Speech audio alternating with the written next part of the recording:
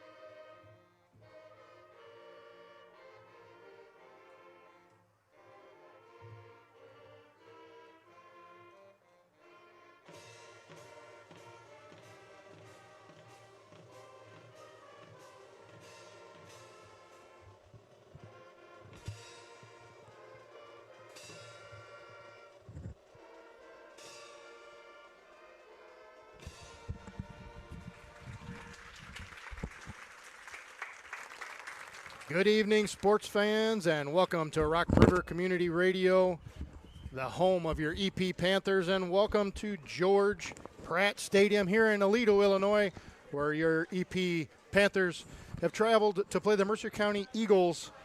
Your Panthers coming in with a record of 2-2 to face the Eagles, who scratched out one win so far this season. I am Scott Miner, alongside my co-host, the other half of the Scots, Scott Hammer. And Scott, welcome.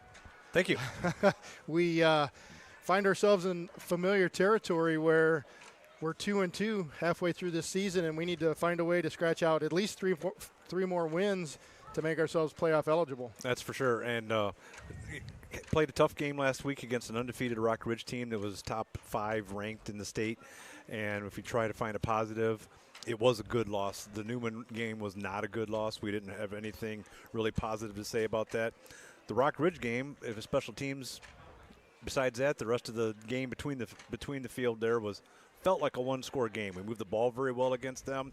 We played really good defense. Had 2 miscues on the special teams where they returned a kickoff for a touchdown, and then when they kicked off, it bounced off of us and they got the ball right back. And that really was the difference in the ball game right there. So we showed we can compete. We moved the ball against a good team, and we stopped them plenty of times as well.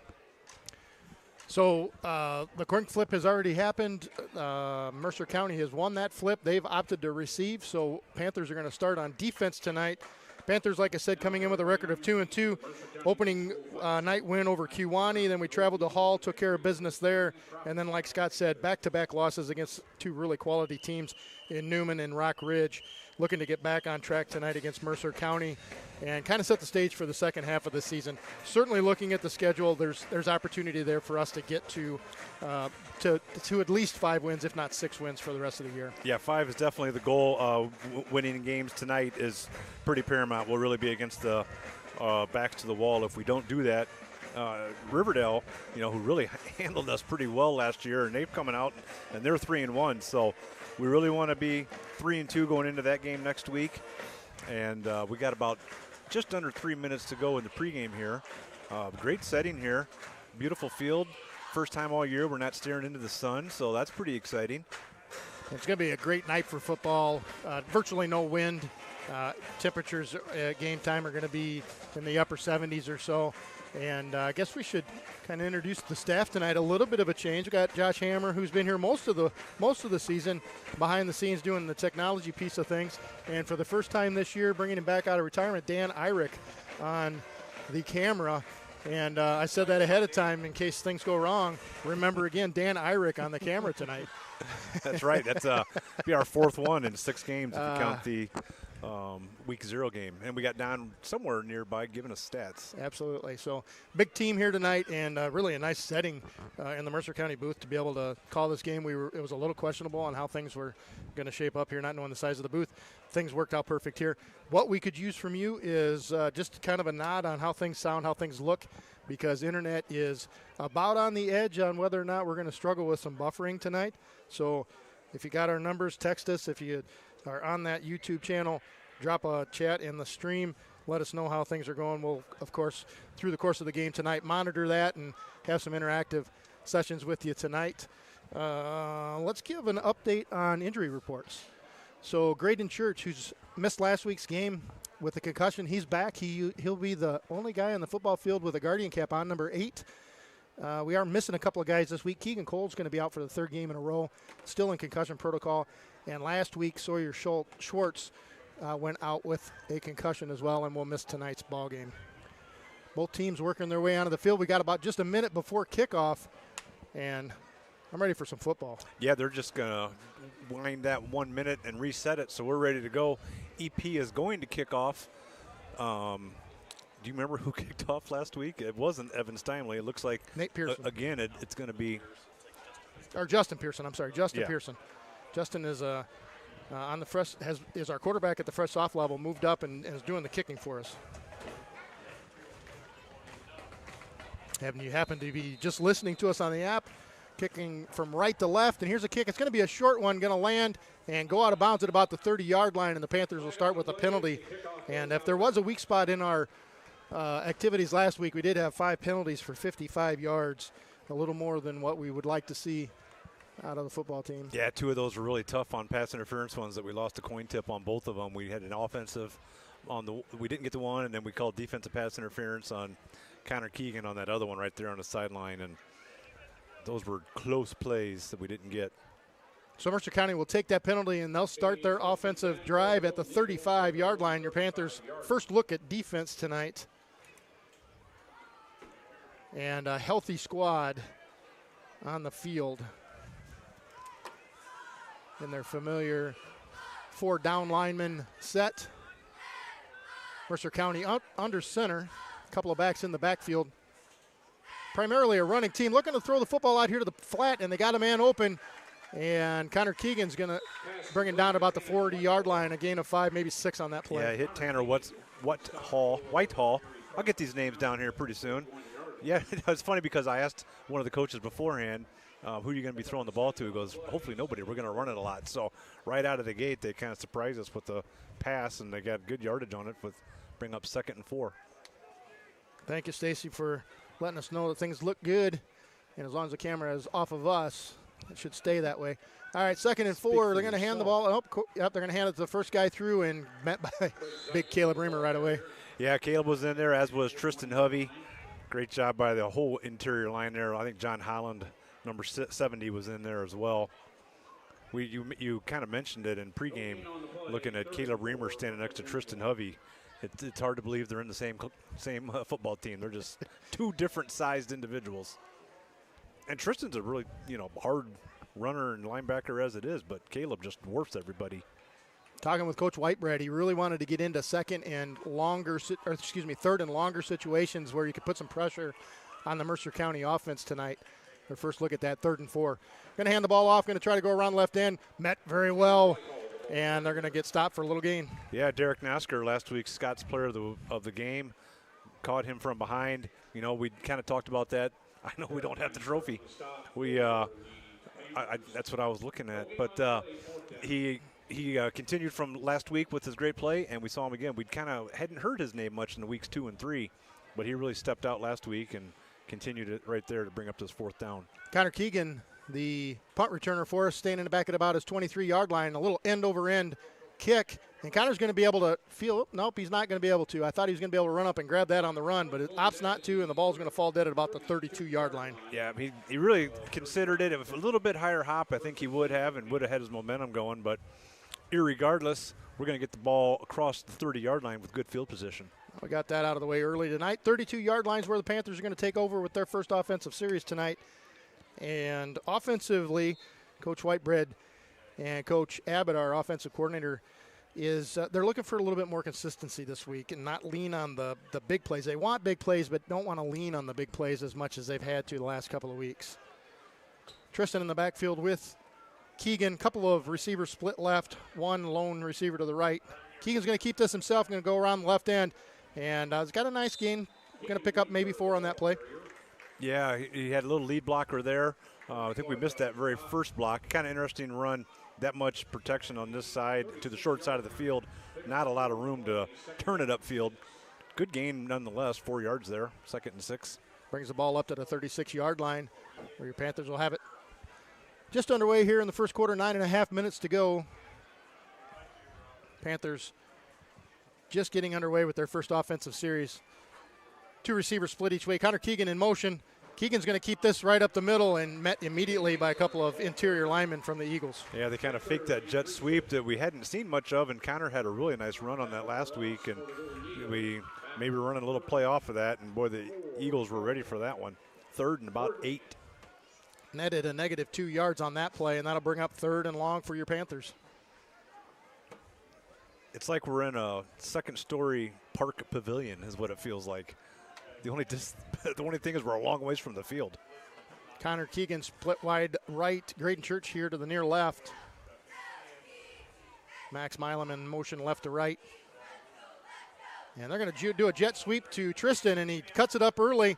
He's going to be up near the first down marker. Nice job trying to stretch out as much as he can, but he's going to come up short. Yeah, he was going to get stopped well short. He did a good job getting that extra yardage. Coach is going to have a decision if he's going to go for it here on 4th down. Ball still inside Panther territory, ball at the 41-yard line. Good time to go on, too.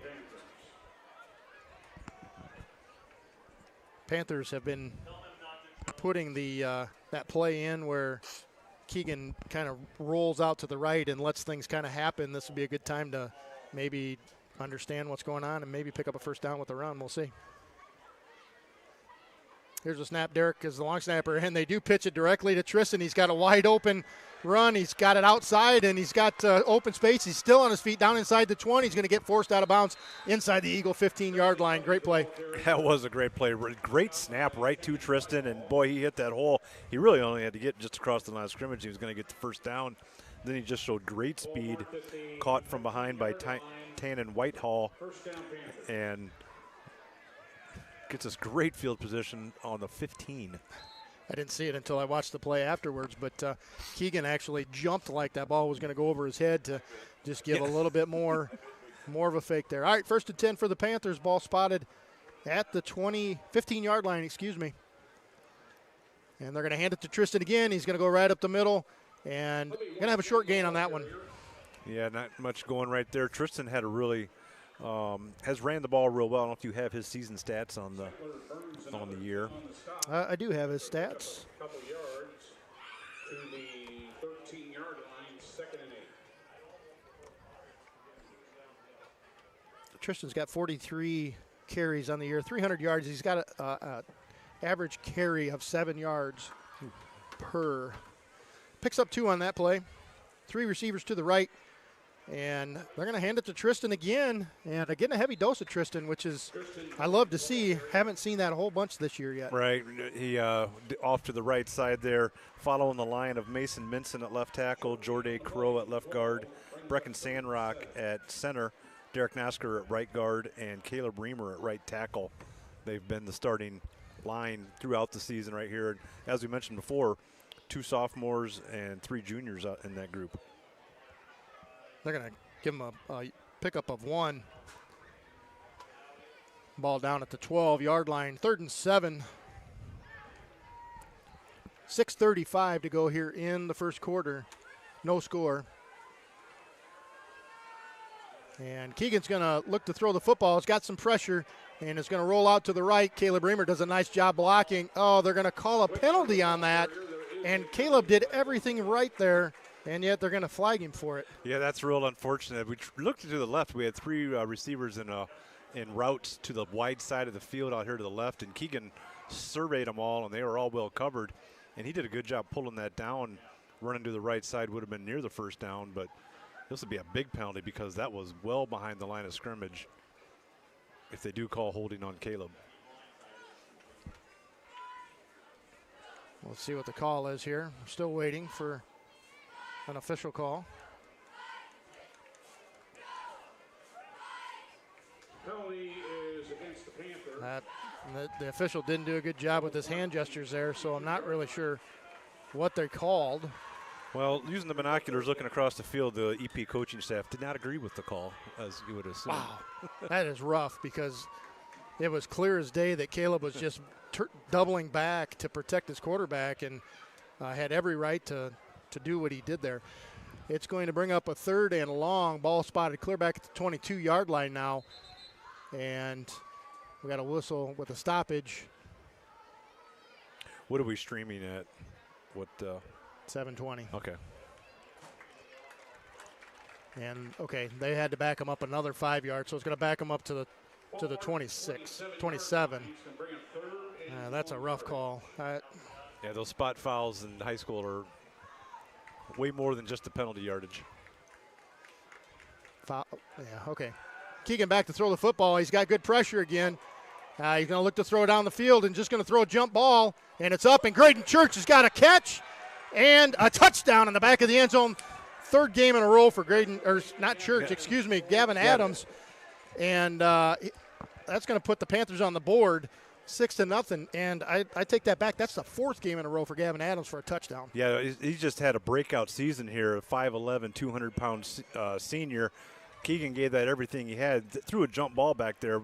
Just a great pass, but Gavin, which like we saw when we handed him that trophy 3 weeks ago, has just got a great varsity body right now, won the position out there and got that for a touchdown.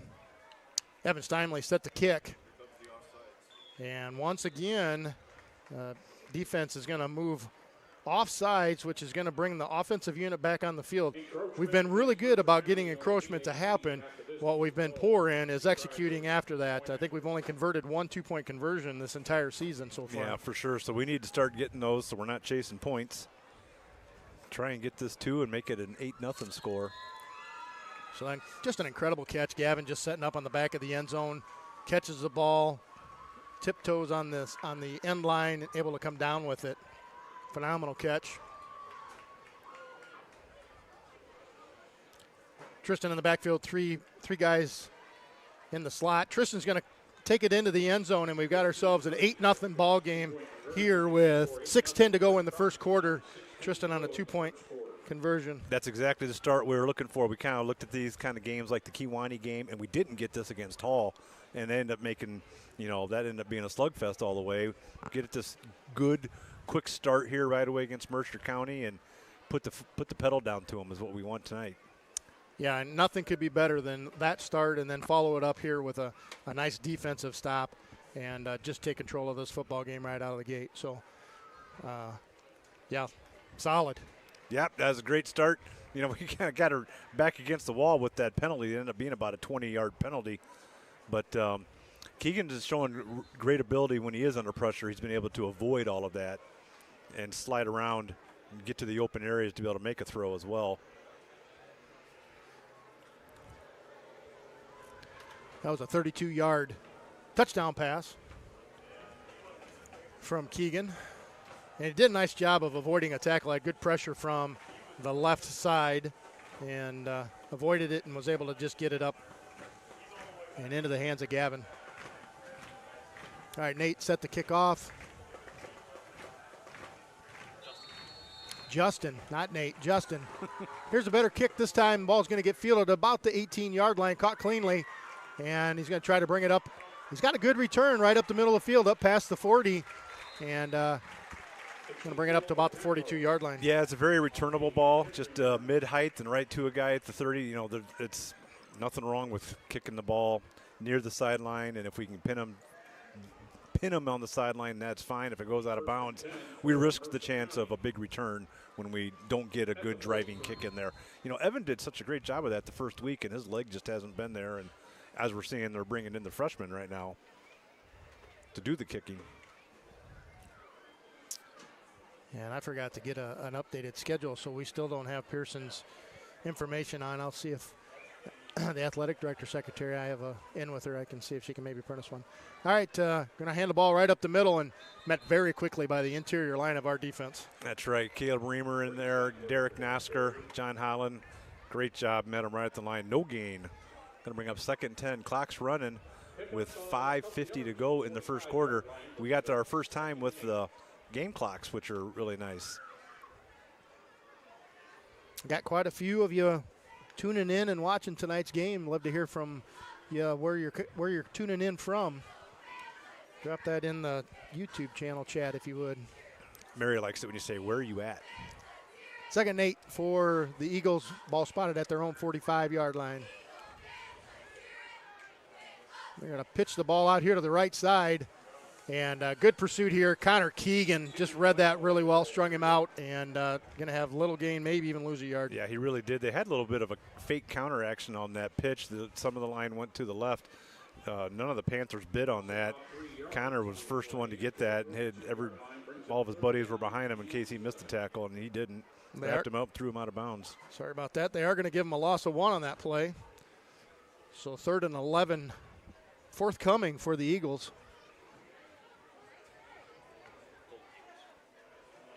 Yeah, Josh is correcting me. It is the Golden Eagles. So much easier to just say Eagles, though. Yeah? All right. Likely a throwing down for them. They are going to throw it out here to the left-hand side. And, good pursuit down the line of scrimmage. Gavin Adams and number 50, Jordan Crow. Yeah, Adams was the first one in there and kind of stood him up. Jordan Crow came over there and made the hit. Another name we mentioned a lot last week was Noah Wetzel. He had kind of a little breakout game for the Panthers. Speaking of breakout games, not that he hasn't been playing really well, but, man, what a game Derek Nosker had last week. I have this written down. 15 tackles last week, 10 assists, 4 solos, and a sack. All right, here's a spiral kick, and this one is going to get fielded by Connor. He's going to bring it right up. Now he's going to try to get it to the outside, and if he can get out, and he's not going to be able to, get tripped up at the 30-yard line.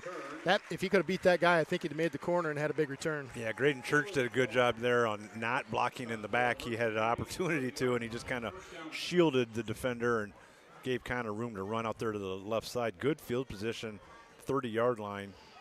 Looks like Connor is playing it more where he wants to be a little further back and have the chance to run up and get it.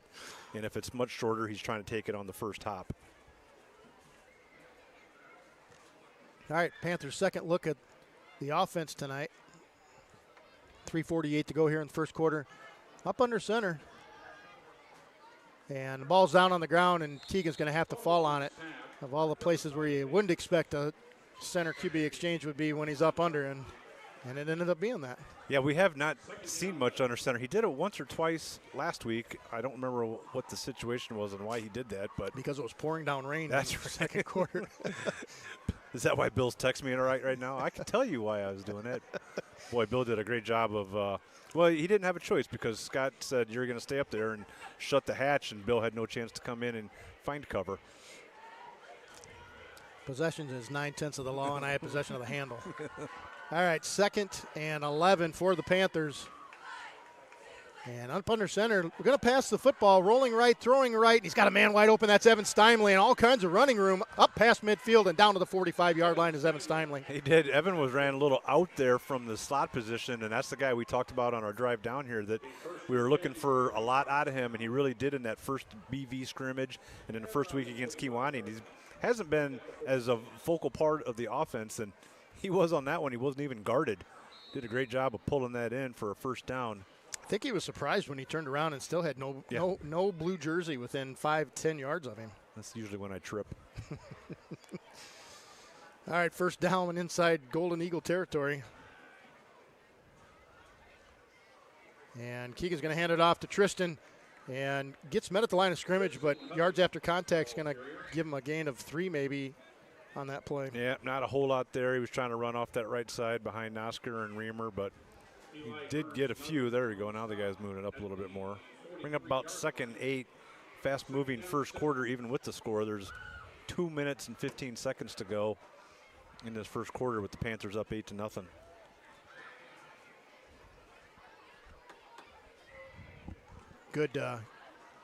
Good sustained drive for the Panthers, resulted in a touchdown, and then just what the doctor ordered with the defensive unit on the field, a 3 and out, and now the Panthers on the drive again inside Golden Eagle territory, and that's going to be a handoff up the middle. That's Max Milam. Sorry, Chase, I know you're probably listening, and blood got pumping a little bit there, but it wasn't you. He's going to have enough for the first down, able to break through that first line of defense. Yeah, you're going really deep with the sibling names on all these guys with Pearson and Milam. And we do have a flag clear in the backfield. Interested to see what this is. Yeah, I don't know what that could even be. The way they're talking, I'm not sure they do either. Unsportsmanlike conduct against the Golden Eagles, so that is going to bring them offsetting penalties, and so they're going to bring that back to the line of scrimmage, or are they going to let the play stand? Nope, they're going to let the play stand, say that it was after the play. Boy, I didn't see any of that activity at all. We'll have to check the film and see what it shows. 1:47 left to go in this first quarter. EP will have the first down there inside Mercer County's 35-yard line.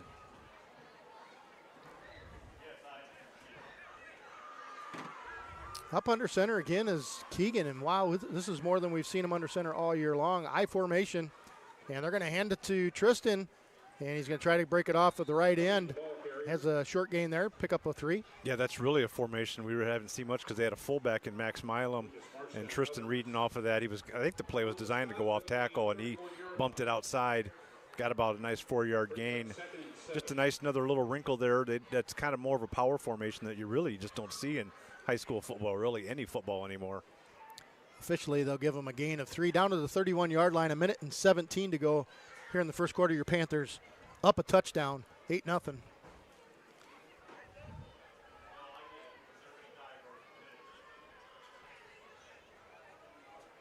Graydon out here far left. Looks like Gavin up on the far right. They're going to throw the football, going to roll out left, and getting chased and able to avoid it, and throws the ball to Graydon as the intended receiver, and just out of his outstretched hands, it falls incomplete. Yeah, he was. I think the intended receiver was Gavin Adams on that. He was kind of running a drag across the middle and in an intermediate route, and he was open. He just wasn't. He was running left. It's kind of hard to gather yourself and make that throw. But then he ended up looking deep to Graydon for the incomplete pass. Stopped the clock with just under a minute to go in this quarter. 3rd and about 6 or 7 yards to go. Remember that connection I said I had with the 6 or 7? That connection I had with the athletic director, secretary. She sent me Justin's information. He's 5'8", 145 pounds, freshman. All right, shotgun formation. Little pitch going out to Tristan. He's through the first line. He's going to get brought down by a nice tackle. Going to be short of the first down by a yard. It was another short side option there to the right side. Nice little pitch and catch between Keegan and Tristan. I'm sure we'll be going forward here on 4th and 2. I'm going to have to get this play off. Something you don't know about as a White Sox fan. What are you talking about? Playoffs. Playoffs? There's about a 5-second difference on the play clock and the game clock. Yeah, I know, Eric. Throwing out Chase's name there. That was a throwback. All right, 4th and short for the Panthers. Got a man in the slot. And there was a jump, but they didn't. Well, that would be very unfortunate if they call that on EP, because we kind of moved there at the end. Yeah. So, all right. So we had Eagles get into the neutral zone, but didn't get it called, it looked like. Well, it appeared they were in the neutral zone. They didn't call it, so. And then we jumped, and that's going to be a 5-yard penalty, going to bring up 4th and 6. Still be going for it. It's too long for a field goal, and we're not going to punt in this situation. That will run the clock out at the end of the first quarter. So you lied a little bit. You said they had to get that play off. Yeah. When in fact we did not. We did not. Good first quarter of play. Panthers are going to be up 8-0. We have a play clock in your email? No. I didn't see one. And your Panthers will have a decision to make coming out of this timeout, and having a 6.5 yards to gain. Yeah, I'm sure they'll be going for it here. Probably just keep the ball in Keegan's hand, give him a run-pass option. We went to the right the one time, he had Steinway wide open. The other time to the left, we had Gavin Adams. Tristan Hubby's been running the ball well. We got lots of options right here. But I imagine it's going to be in Keegan's hands to get this first down. Wide side of the field for the Panthers on this play will be to the right, which has been a little bit better for us as Keegan's been rolling out to his right. It seems like he's been getting pressure from this defensive right end when he's tried to roll out left.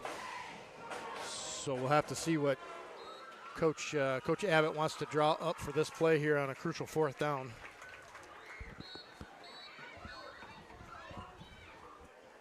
Homecoming night, they said, for Mercer County. So there's a good crowd here. Nice. So we played homecomings against Newman and Mercer, and next week, so at least 3 homecomings that will be a part of this year. Yeah, the Newman one, they did all the festivities before the game. It really didn't affect it once the game got started or the halftime. Both teams back on the field. Whistle blows to start the play clock. Second quarter just about set to get underway. But it's good to see Dan on the camera again. Man in motion is Evan Steinway, right to left. Oh, and what was I thinking? Going to throw to Gavin Adams and just out of his outstretched hands. And boy, was I wrong on that because the short side of the field was to the left. Right, But, and then we ran that motion to try and get all their defense to kind of go to the wide side, and he was trying to isolate Gavin Adams, who's kind of become the focal point of the offense right now. And Keegan just a little outstretched. Gavin looked like he was trying to set that up a little bit by letting the defender get into him to give him the separation. I think if he just would have ran all the way, he might have been able to just run right underneath of it. Yeah, Gavin's shown some breakaway speed, the strength, the ability to just go up there and get the jump balls. Obviously, has been a strong point. His catch and run after catch has been strong. He's been a really nice receiver for us. Yep, certainly has. And with Connor a little banged up, still nursing that shoulder, we need someone else to step up, and Gavin's been the guy. All right, 1st and 10 for the Golden Eagles. Man in motion, going to throw the ball, going to roll out to the right. Tristan bearing down on him, and it's picked off by Evan Steinway. He's got just one man to beat, and he gets around him. He might pick this one off and go pick 6, and he does, and that's a 31-yard return interception for Evan Steinway, first one of the season. I don't think the quarterback, John Baldwin, even saw Evan there. He just kind of tossed it right to him, and Evan did one of those, you're throwing it to me, 2-hand grabs, and got around the left side, touchdown. What a great start. One of the keys to success from Coach Whitebread was getting some takeaways again. We hadn't had any takeaways in a couple of games, and he thought that was important, and none bigger than right there, a pick 6. So with 11:43 to go here in the half, your Panthers strike for the second time. And that kick is good by Evan, and your score now 15-0. That was a real nice kick by Evan, too, of the PAT. I don't know if we've seen many PAT attempts. We had one against Rock Ridge, and it was a bad snap. Kind of had a fire drill out of that. Seems like he had one at Newman, if I remember. Yep. Newman. Very frustrating game. We just have the bugaboo against them. They've got our number, putting up a 50-burger on us. They did. We came out of the gate, put ourselves in a hole, right, just from the get-go, and never could recover. Yeah, and, really from that initial, we had the interception and we had the fumble on the kickoff return. From that moment, we played really good with them, played really nice against Rock Ridge last week.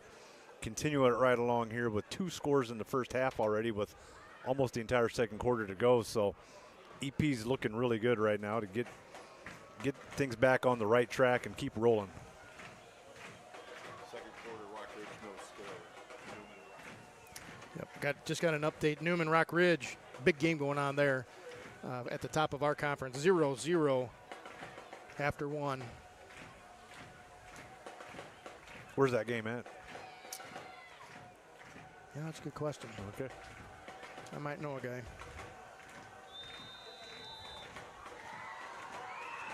There's the kick, and it's going to get fielded about the 21-yard line.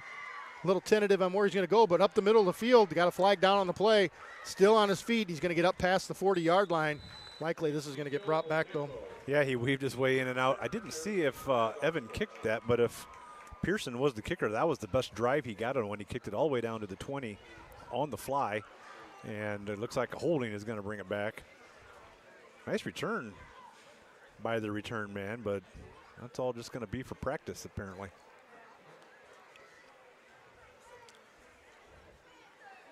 Yeah, chance to do your Allen Iverson. Practice? Talking about practice? I was just wondering because they started to step that off from the returned line of scrimmage, and then they corrected it and went back to the spot of the foul. So I'm sorry, I was trying to pay attention. That Newman Rock Ridge game is in Rock Ridge.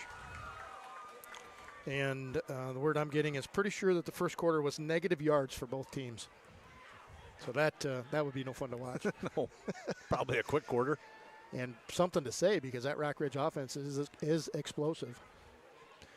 Man in motion. You're going to hand the ball off to the second back through and read really well by Milam and I think Reamer in that play, Holland. Yep, that's the three right there. Steinway jumped on there as well. Really nice play by the defense. 11:20 in the first half left. 15-0. And they do give him a hard-fought 1-yard gain on that play. Hey, Brian Barrett's listening. Yeah, I was just going to say, an old schoolmate of yours, right? Yep, he's a year ahead. Glad you could join in, Brian.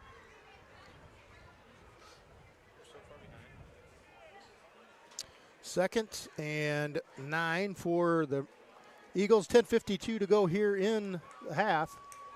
Up under center. Going to throw the football. He got a man open out in the right flat, wide open. He's going to have a first down and more. Going to get brought down.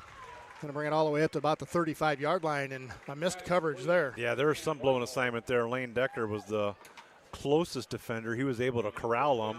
Looked like Max Milam was out there trying to help him out. But, yeah, we need to shore up that coverage for sure. That'll be a first down for the Eagles. So I don't think that's their first down. I should have refrained from even going down that road, not knowing it. Poor broadcaster's decision-making skills right there. First down, ball spotted at the 33-yard line. And they're going to hand the ball off to the first back through, and the Panthers are owning the line of scrimmage right now. They certainly are. They got John Holland in there in the middle. You got Nosker and Reamer. There's just nothing going there. I think it feels like Mercer's going to have to find yardage on the edges if they're going to get anything. Be under 10 minutes here in the first half. EP up 15-0. Bring up second and very long. They're going to give him a gain of 1 on that play. Got a little bit of a traveling crowd with us tonight. Not large, mostly parents. I'm guessing. Let Dan work on the zoom of that camera and find out who's here. Going to pitch it and going to try to get a jet sweep around the left end. Clear hold on Caleb Reamer that did not get called. He's able to make the corner, still on his feet, and he's going to get past the first down marker. Yeah, I saw the same thing. It looked like literally the guy grabbed around and pulled him down. Very unfortunate there. We didn't see that, but going to move the chains. 9:25 left in the half. Going to give you a first down for Mercer. Yeah, I'm watching the replay right there, and absolutely offensive lineman got away with one there against Caleb. Not very often do you not get to see the back numbers of Caleb Reamer because he's on his back. All right, going to hand the ball right up the middle and met immediately by 2 or 3 Panthers. Holland on that stop, Reamer as well. Yeah, Caleb looked like he wanted to impart a little justice on that as he finished that play. Holland is really beating his man off the line, off the snap. And Dan's showing the partisan crowd over there for EP. Long drive for some of them, that's for sure. We were talking about that on the way down here. The days of just going to P-Town, Riverdale, Morrison, and Fulton, those are long gone. Yeah, the long drive with Savannah yeah, back in the day. All right, 2nd and 9. And back to pass the football.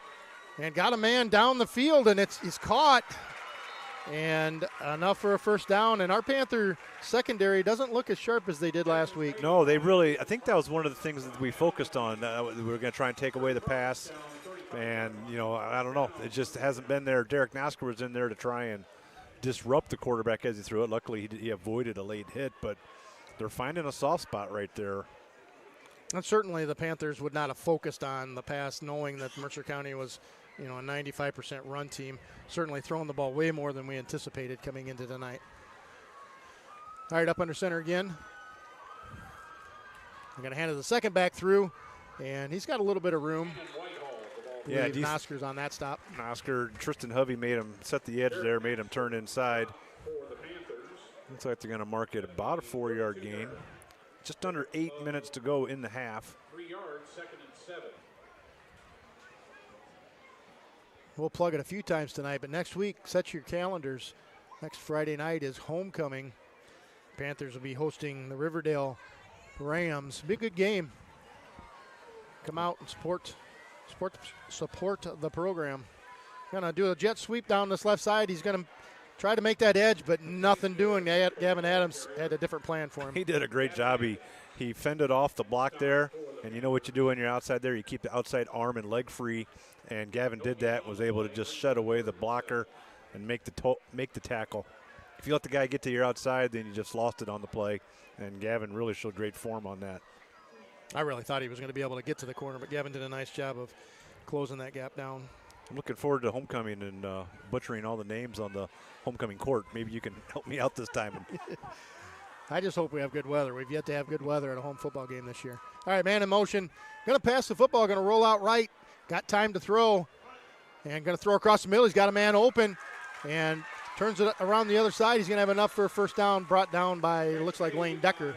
Yeah, Tristan Hovey was in there, wasn't able to get to the quarterback, and Jordan Crow was back on the coverage. Kind of lost his guy in the middle of the field. Really nice throw by John Baldwin.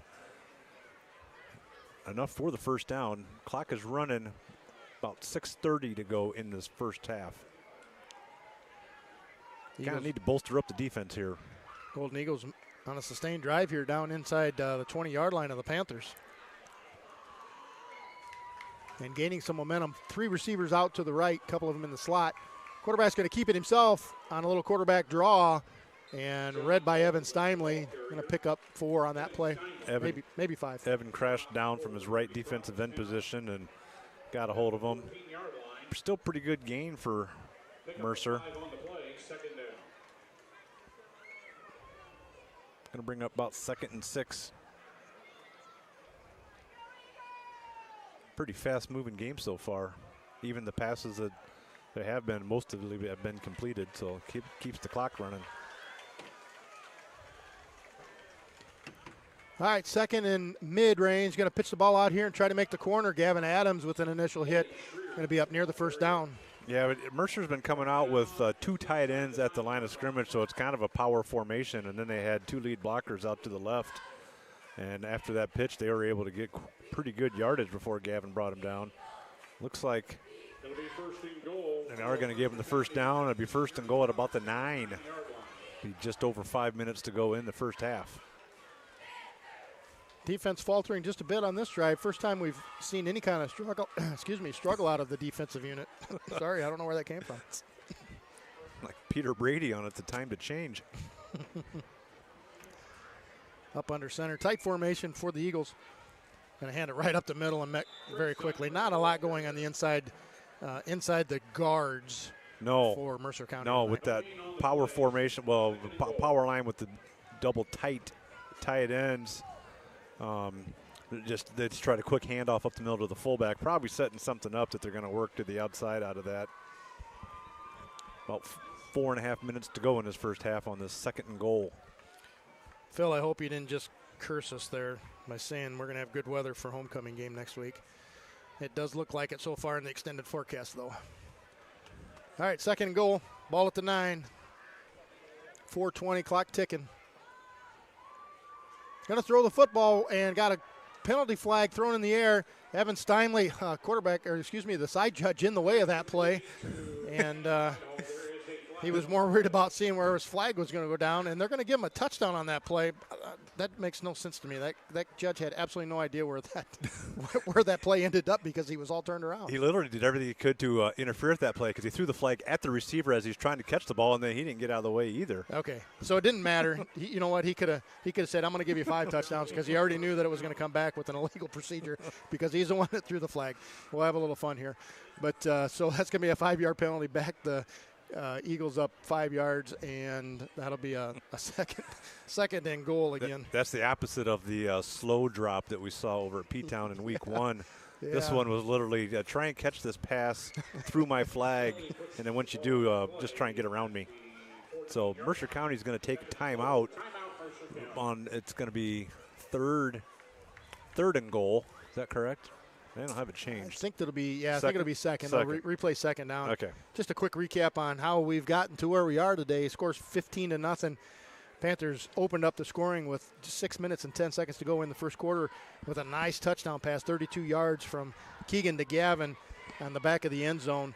And that 2-point PAT was good to put us up, like I said, 8-0. And then the Panthers did a great job getting a 3-and-out defensively. And with 11:43 to go in the second quarter, able to get a nice 30-yard pick six by Evan Steinway. And Evan followed that up with an extra point. And that is where we stand, 15-0. Yeah, it's been a great half so far, except for this last little drive right here. Got a scoring update. Newman is up 6-0 on Rock Ridge. Okay. Well, what do you think Mercer's going to do coming out of this timeout? The up-the-middle handoffs have not worked. They have been getting good success on the edges out there. Our coverage just hasn't been that tight. If I'm a defensive coordinator, I'm going to say we're going to be looking for the quarterback to throw the football. He's going to roll out right and look for that man across the middle. They've had some good success with that. 2 men in the backfield for the Golden Eagles. Wide side of the field is to the right. And I'm wrong because he's going to roll out left, but still going to throw the football, and great job. Oh, great job by Derek Nosker. It was great pursuit on Derek. That was really weird. He rolled out to the left. He really had I think he was out of bounds when he tried that. He couldn't be intentional grounding. Well, he did have a man in the vicinity, and I think that's why it was not intentional grounding. Yeah, but really had nowhere to go with that play. He was to the sideline immediately. They had one guy running the route in the end zone, and they had someone else in the flat there that he was an option for. 3rd and goal from about the 14. Again, the short side of the field to the left. And Mercer's going to have to hurry to get this play. Play clock's at 7 and counting. Up under center. Tight formation, 3 receivers to the left. And they're going to roll out right. And Jordan Crow giving a little bit of pressure. Derek Nosker trying to give some pressure and throwing it up for grabs, and Gavin Adams with an interception. And they're going to throw a penalty on Derek Nosker. My word, are they protecting the quarterback tonight with the flags that they're calling? I guess you would think it was Patrick Mahomes out there on that play. I thought Derek did a really nice job and was within one step. It wasn't like he drove him to the ground. Great interception there by Gavin. Well, I just watched that replay, and that's a horrendous call. Oh, boy. All right. Well, that's going to negate a great play and an interception by Gavin. And the coaches will be talking about that throughout the course of the week, I'm sure. That's going to result in an automatic first down for the Golden Eagles. That'll be a half the distance to the goal, take them down to about the 7-yard line. Yeah, wow. New set of downs is the big part of that. Mercer County has 2 of their 3 timeouts left. Be under 4 minutes to go in this half. That was more the kind of play you thought they were going to run on that previous one with the rollout to the right. Yep. Going to try to run it around the right end, and Evan Steinley, I mean, if you're an EP Panther right now, you kind of wonder, can I hit him or not? Yeah, he did drive him out of bounds. It was that Logan Schwiers. How'd I do? Schwiers. Oh, man. There's no I in his name. But Logan went out to the right side. Going to escorted out of bounds by Evan inside the 5, about the 4-yard line. 2nd and goal. 3:51 with the clock stopped as he went out of bounds. Second, like Scott said, second and goal. Ball on the right hash mark, up under center. Tight formation. They're going to pitch it and try to go around this left end, and he's going to get into the end zone for a score. Yeah, and that's a gift. Yeah, 3 lead blockers out there. Big hole for him to run through. Didn't have far to go, and that's a touchdown. And, well, that was unfortunate. We had him stop twice on that drive, and they shot off one of those loud reports earlier, and looks like they got some actual fireworks as well. That was a nice little display there. So the Eagles able to pull within a touchdown. 15-6 is your score. Well, not quite a touchdown yet, depending on the extra point attempt here. And they will go for 2. Overloaded the line to the right. They'll bring it back into the backfield. And quarterback's going to keep it himself, and it's going to get into the end zone. Kind of squirts his way through the middle there, and 15-8 is your score. Yeah, what looked like us up 2 scores and going to be able to run the half out all of a sudden turns into a 1-score game. Still 3 timeouts for EP, 3:47 to go. Let's just have to regroup after that. They played really good on that series. Well, they had the 2 bad passes that got them down the field, but they did bolster up there once they got them down, and then, just didn't get any help from the officials on that. Very unfortunate. We'll just have to fight through it and look for a good return here and maybe set us up for a touchdown drive to end this first half. Yeah, if you're the EP coaching staff now, you just got to fire your kids up, make that a point to say, hey, take control of this football game right now and put that out of your head, make it happen. Yeah. All right, Panthers back to receive for the first time tonight. Looks like Connor and Max will be the 2 guys back deep. No, Gavin Adams here on the near side. Sorry, I thought that was number 2. You're right, that is Gavin. Wetzel, not sure who this is on the far side at the next level.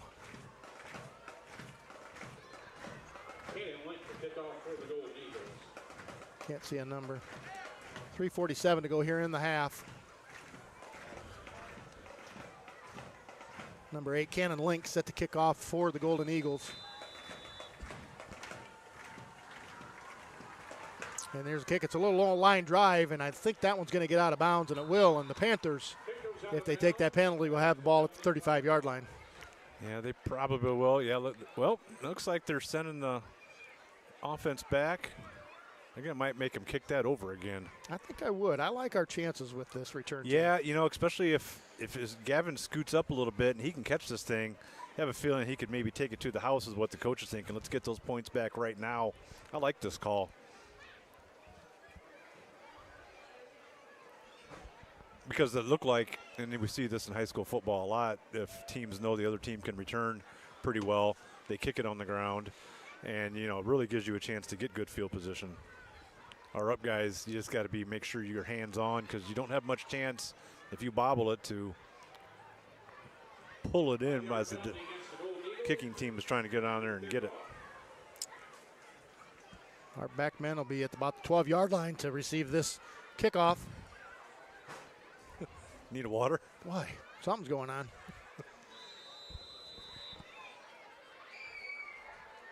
And set the kick, and it's another line drive. That one's going to stay in bounds, and it's going to go to Gavin. He fields it at the 15, and he's got not a lot of blockers in front of him, but he just gets right through everybody, brings it up to about the 38-yard line, and the Panthers pick up 3 additional yards that they would have otherwise had if they'd taken the penalty. Yeah, that's exactly what Coach was hoping for by declining that penalty. He got it right into our playmakers' hands, and it looked like he was going to get stopped right at the 25 as 3 defenders were right there.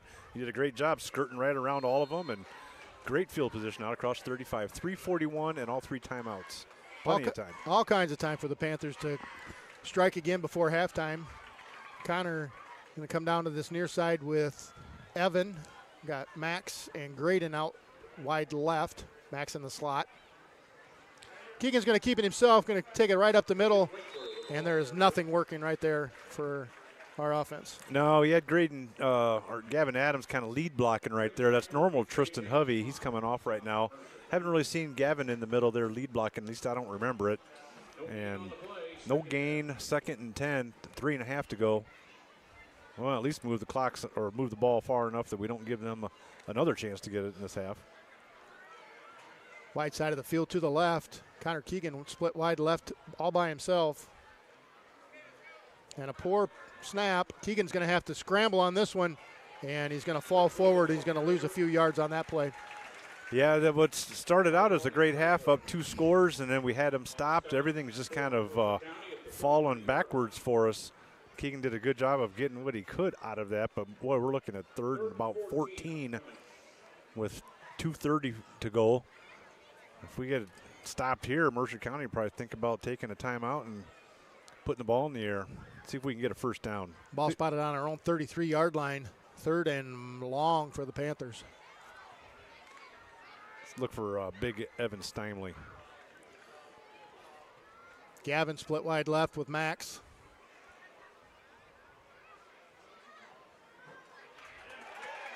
And, oh my goodness, folks, they just blew the whistle and Evan wasn't even down. That's absolutely crazy. But the one thing we've seen a lot this year is they just let them play too much. And, boy, Evan wasn't even close to down. That was the playmaker we thought might get the ball. That was going to be a reverse from Evan to Gavin. Yeah. And, oh, my Lord, this is a poorly, I'm going to be honest, this has been a poorly officiated football game thus far. Well, I'm glad we got a 2-touchdown buffer to start with, and they've brought it down to 1. It's 15-8. 2 minutes to go. Yeah, Mercer County, I believe, called the timeout, so they have 1 left. And the fireworks, the haze from that firework is now working its way across the football field. Boy, what an unfortunate thing. What we really need now is a good snap on this punt, and Keegan's really got to drive one down here good, give them a long field to work with. Judging by the smoke that we see going across the field, he'll be kicking with whatever small wind there is out here tonight. What are we looking at? 4th and about 20. That is the quickest whistle I've ever seen. Yeah. All right, Keegan set the punt. We got Connor here on the near side. I think Lane Decker's up on the far left. And there's the snap. And the kick is off, and it's a good one. It will not be returned. Takes a sideways bounce. It's going to go out of bounds at about the 43-yard line. Yeah, got that no bounce. Well, they only bounced one out of bounds, but no return for Mercer County. They'll have 1 timeout and 2 minutes to go. Ball marked at the 43-yard line. I like our, maybe we can jump a route here and take one back to the house on them. They will likely be looking to throw the ball. They're going to try and get down there with almost 60 yards to go. 2 minutes to go in the half.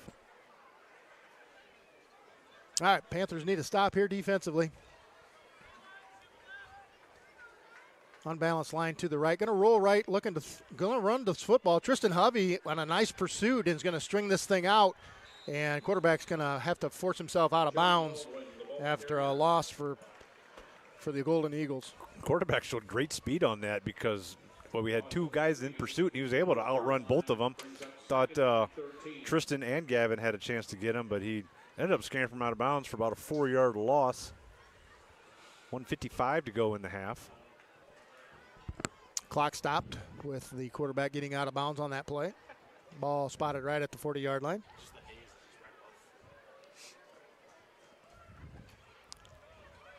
Got a receiver split wide left, otherwise a tight formation. And going to look to throw, rolling left. And going to throw, and got a man open, and he's going to be up at past the first down marker, completed at the 45. Yeah, Connor Keegan had good coverage on that, and then just kind of gave up on it as the quarterback was rolling around, and the receiver did a good job of working back and making himself available and got inside position on Connor and was able to catch that for a first down. 1:45 to go in the half. Panthers still have all 3 of their timeouts if needed. Going to roll right now. Derek Nosker on a chase, and quarterback's going to keep it himself. Gavin forces him out of bounds after a short gain. Yeah, Derek was in on him immediately on that play. Gavin was able to escort him out. 1:36 to go in the half. Second down. They do have one. They do have one timeout left, so they have the middle of the field available.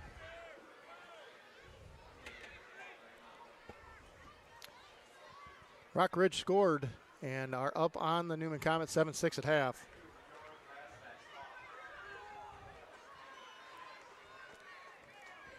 Second and 7, ball on the Panther 42-yard line. Straight drop back, looking to throw, got a man just on the out of bounds line, sideline there, and ball falls incomplete. Yeah, Gavin Adams was kind of caught between, is he going to rush in or go back on the coverage, and he was the quarterback had to just lob it over his head. Gavin made himself present enough that made it a tough pass for the quarterback, and the receiver wasn't able to bring it down. Incomplete pass stops the clock. 1:32 to go in the half. It'll be third down. You can sure tell a difference when we have those digital down markers over there.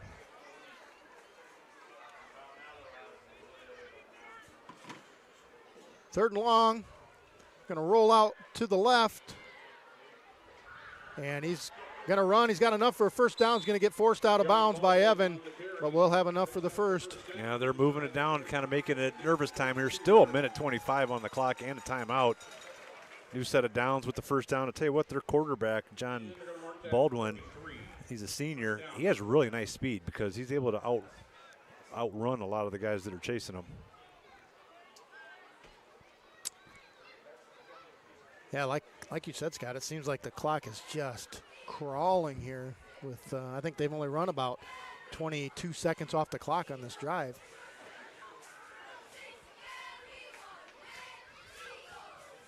There's a snap. And good pressure there. Ball's on the ground. And I think the Mercer County is able to recover it. The quarterback just had that fall out of his hand. Yeah, I don't know what he was doing, if he was thinking about trying to pull it up or whatever, but he dropped it. I think Caleb Reamer was actually a left defensive end on that one. That's what it looked like was had flushed him out of the pocket. Let me watch the replay up there. That was Caleb over at the left side. Yeah, Mercer County's going to burn their final timeout. Yep. Of the half. With a minute and 16 to go. Be second down. Clock does stop if they get a first down while they reset the chains. With this amount of time, they still can run about anything they want. I imagine they're going to be rolling out something with the quarterback on this.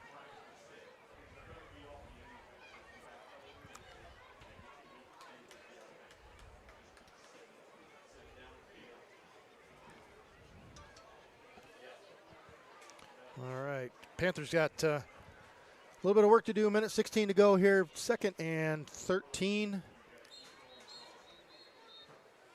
Desperately in need of a stop.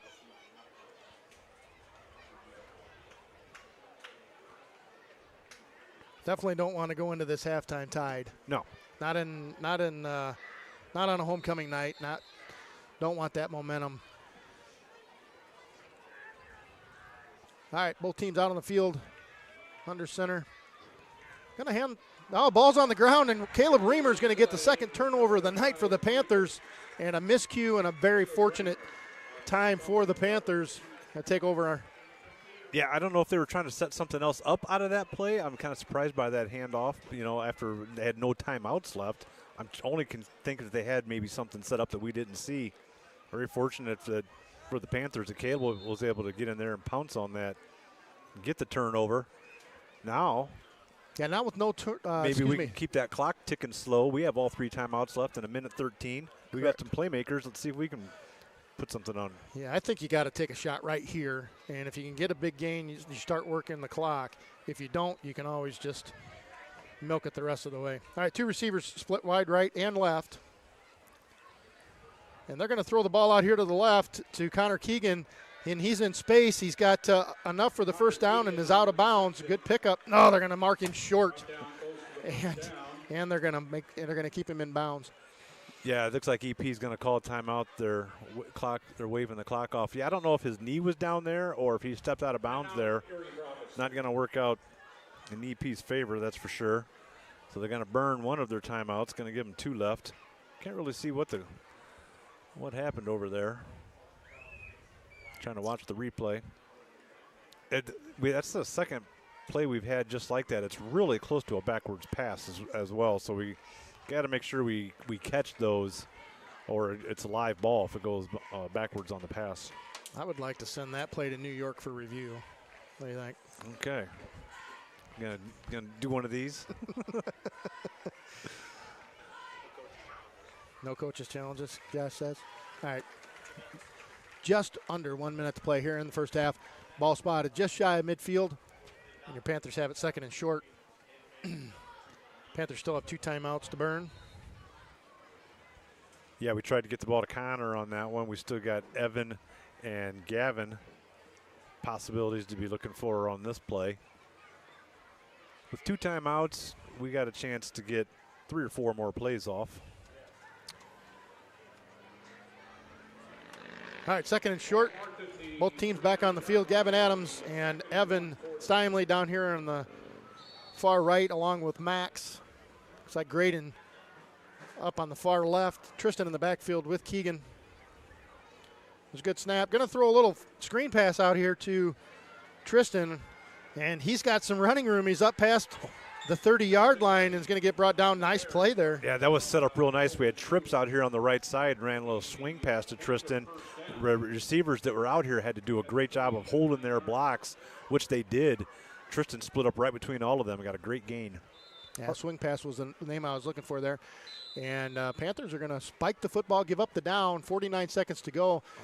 Very little time went off the clock because they had to wait for the we haven't seen that yet this year. That's Mary's favorite play when they spike it down there because, why isn't that intentional grounding? Intentional grounding, well, you're going to have to take that up with all levels of football, Mary, because that's legal. 49 seconds to go, second and 10. And Panthers on the move inside Golden Eagle territory down to the 29-yard line. And this would be a big momentum swing. Golden Eagles were on the run, or on the move, and things weren't looking terribly well for us. And now we got a chance to maybe do something here. 2 receivers split each way. Going to look to throw the football. Going to throw it here to the left side to Graydon, and he's going to catch a pass for about a 5-yard gain, and Panthers are going to burn another timeout right away. Yeah, that one makes me nervous. That was a long out that didn't travel up the field very far. That's the kind that get picked 6 the other way, and you don't have a chance to catch the guy. Graydon did a good job of pulling that one in. Keegan had enough behind that pass to, the defender didn't have a chance to break on that. But that was a risky one there. We kicked off to start the half, so we'll get the ball to start the third quarter in the second half. So, get a chance to really keep the momentum here, keep the ball in our hands for a while. Hopefully we can end this half with the score. Real quick, I think we got just enough time. I want to cover something. The Fresh Soft football team, 4-0, had a big win over Rock Ridge 20-14 Monday night in Erie. Big plays outweighed sloppy play and execution. According to Coach Foster, QB Justin Pearson threw for 3 TDs, 2 to Lane Decker, 1 to Caleb Brown, and generated 4 turnovers, including a late fourth quarter interception by freshman Caleb Thompson that set up the game-winning touchdown. So congratulations to the EP sophomore team. Their next game will be against Mercer County in Erie Monday night at 5:30. Get a chance to get out there, watch that football game.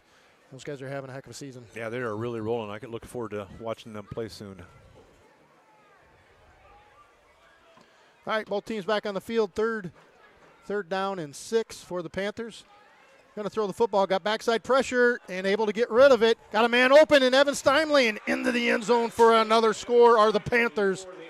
Yep, no laundry on the field. That was a really cool route because we had 2 guys out there to the right and ran a drag or, kind of an in, and Evan did kind of an hook and go or an out and up and was just wide open in that area. Keegan did a great job of laying it out there to him. Sometimes you're afraid that you're that wide open that you might drop it. He didn't.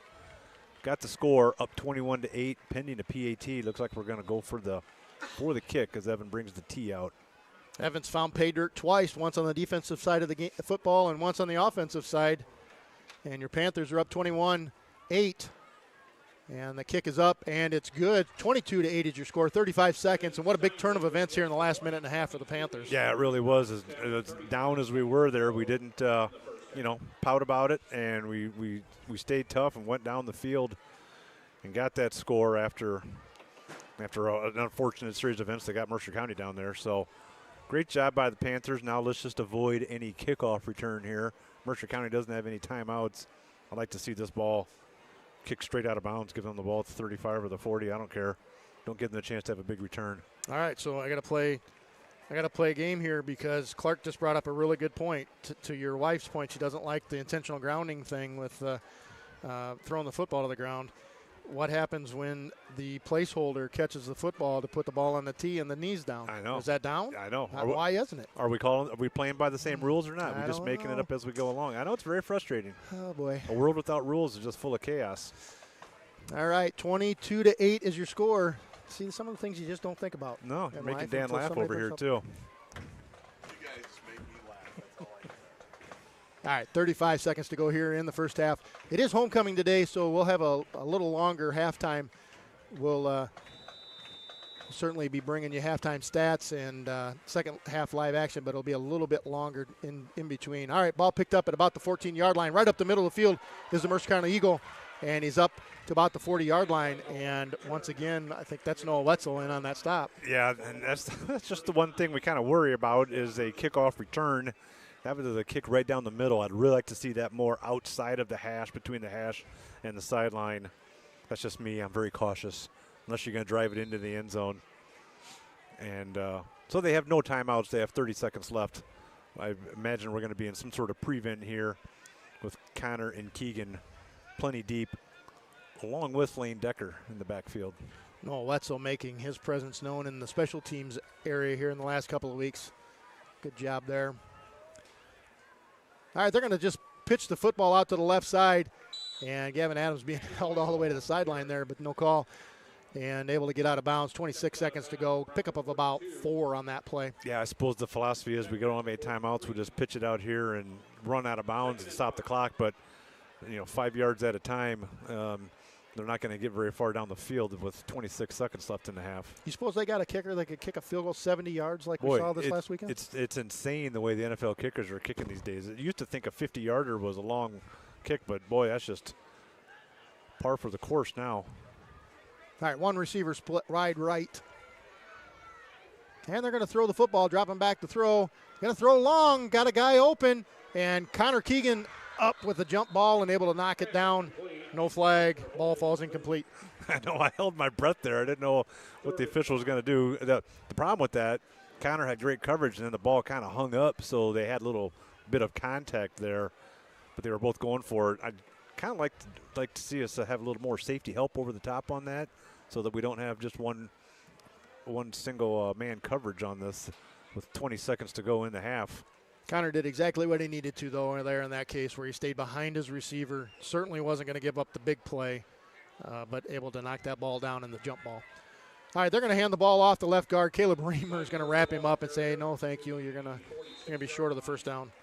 Yeah, I think they realized they're probably playing with fire there because, EP's going to make them do one more just in case. I think what Mercer County was probably thinking there is that was kind of just a jump ball, and that could be returned the other way. So I think they were just trying to run the half out, and they were pretty happy being down 22-8. So we're going to make them snap.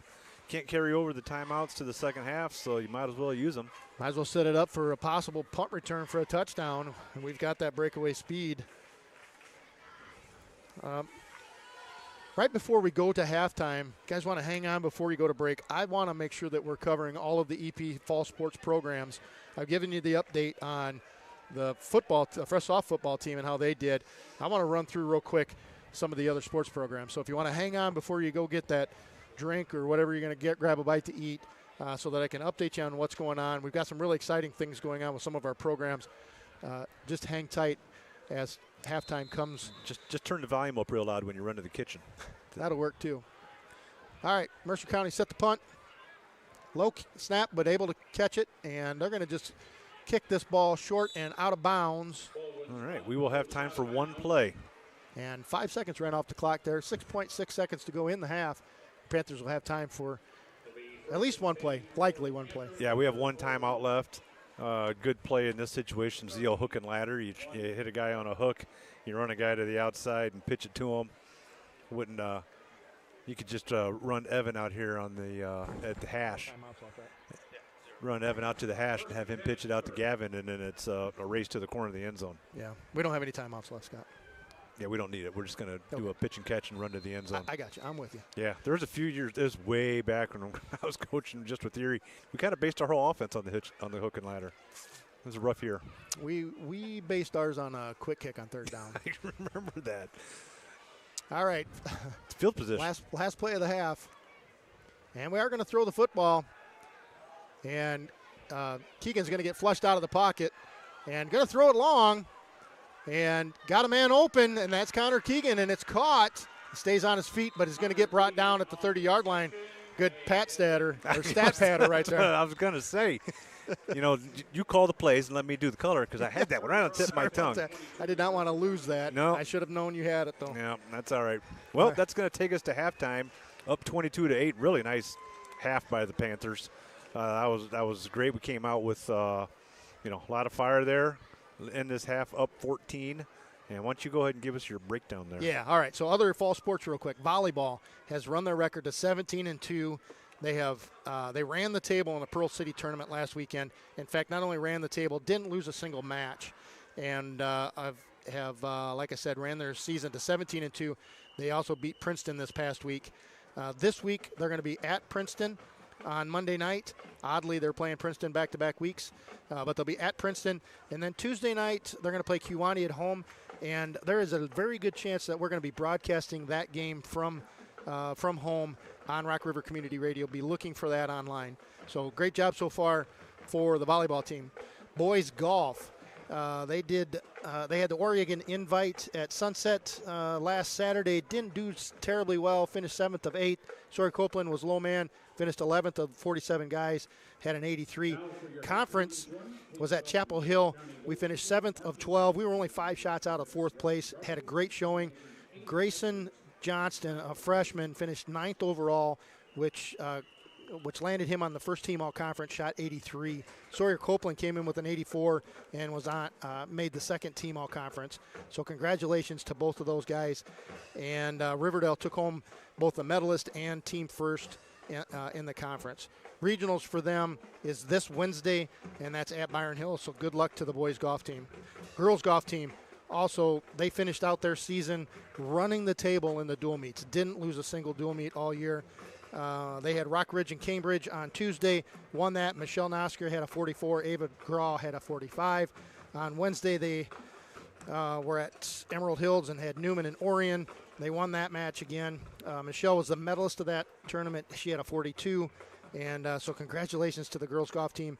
Again, just having just an outstanding season. Their regionals are Tuesday, and that's at Lake Carroll. So best of luck to all of those ladies and men on the boys and girls golf team this week.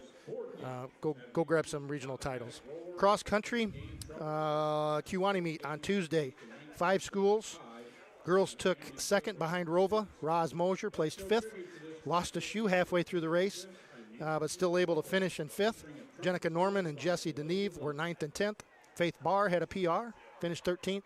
Taylor Rabshaw finished in 17th place for the girls' side. The boys won their side of things. Braden Punk finished 2nd, and his brother Nathan, right on his heels, finished 3rd. Gus Schultz, Justin Wainscott, Aiden Garcia, and Elijah Franzen finished 5th, 6th, 7th, and 8th, respectively, and Elijah Foster came in at 15th. They have conference meet in Princeton on Tuesday night, so a big week for golf, both on the boys and girls side and cross country. Last thing I need to update you on is JFL. Last Saturday, they played Riverdale. Both the 5th and 6th grade and 7th and 8th grade teams lost in tight matches, or tight games. They will take on Newman tomorrow at Newman. Games are at 10 and 11:30. If you're looking for something to do, go up there and support the JFL program. All right, so that's the update with all the fall sports programs. We are going to step aside for just a little while. We've got 17 minutes plus an extra 3 on the clock, so we got about 20. We'll come back in about 15 or 16 minutes and give you first half stats and get you ready to go for the second half. We'll see you in a bit.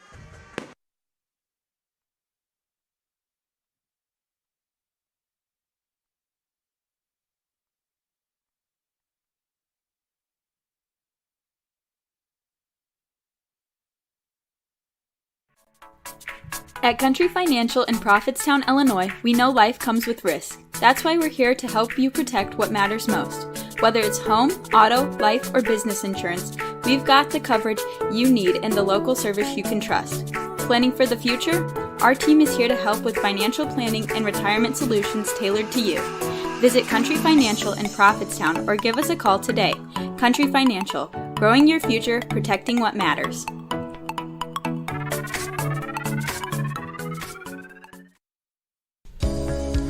Looking for a bank that puts you first? At Erie State Bank, we've been proudly serving our community with personalized service and a hometown touch.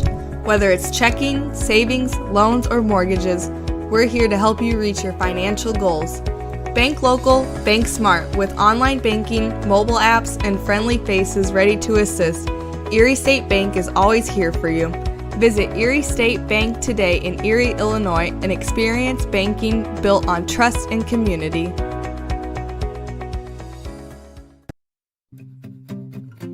Are you feeling overwhelmed?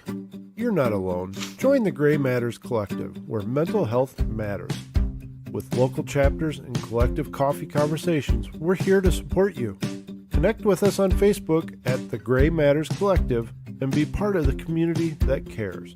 The Gray Matters Collective, because your mental health matters. Looking for fresh, homemade treats? Visit Harvest Bakery and More in Erie, Illinois. From warm, buttery croissants to mouth-watering pies and cakes, we've got something for everyone. Need a special order for an event? We've got you covered with custom cakes and pastries that are sure to impress. Stop by today at Harvest Bakery and More on Main Street in Erie and taste the difference. Fresh, local, and made with love. Harvest Bakery and More, where every bite is a treat.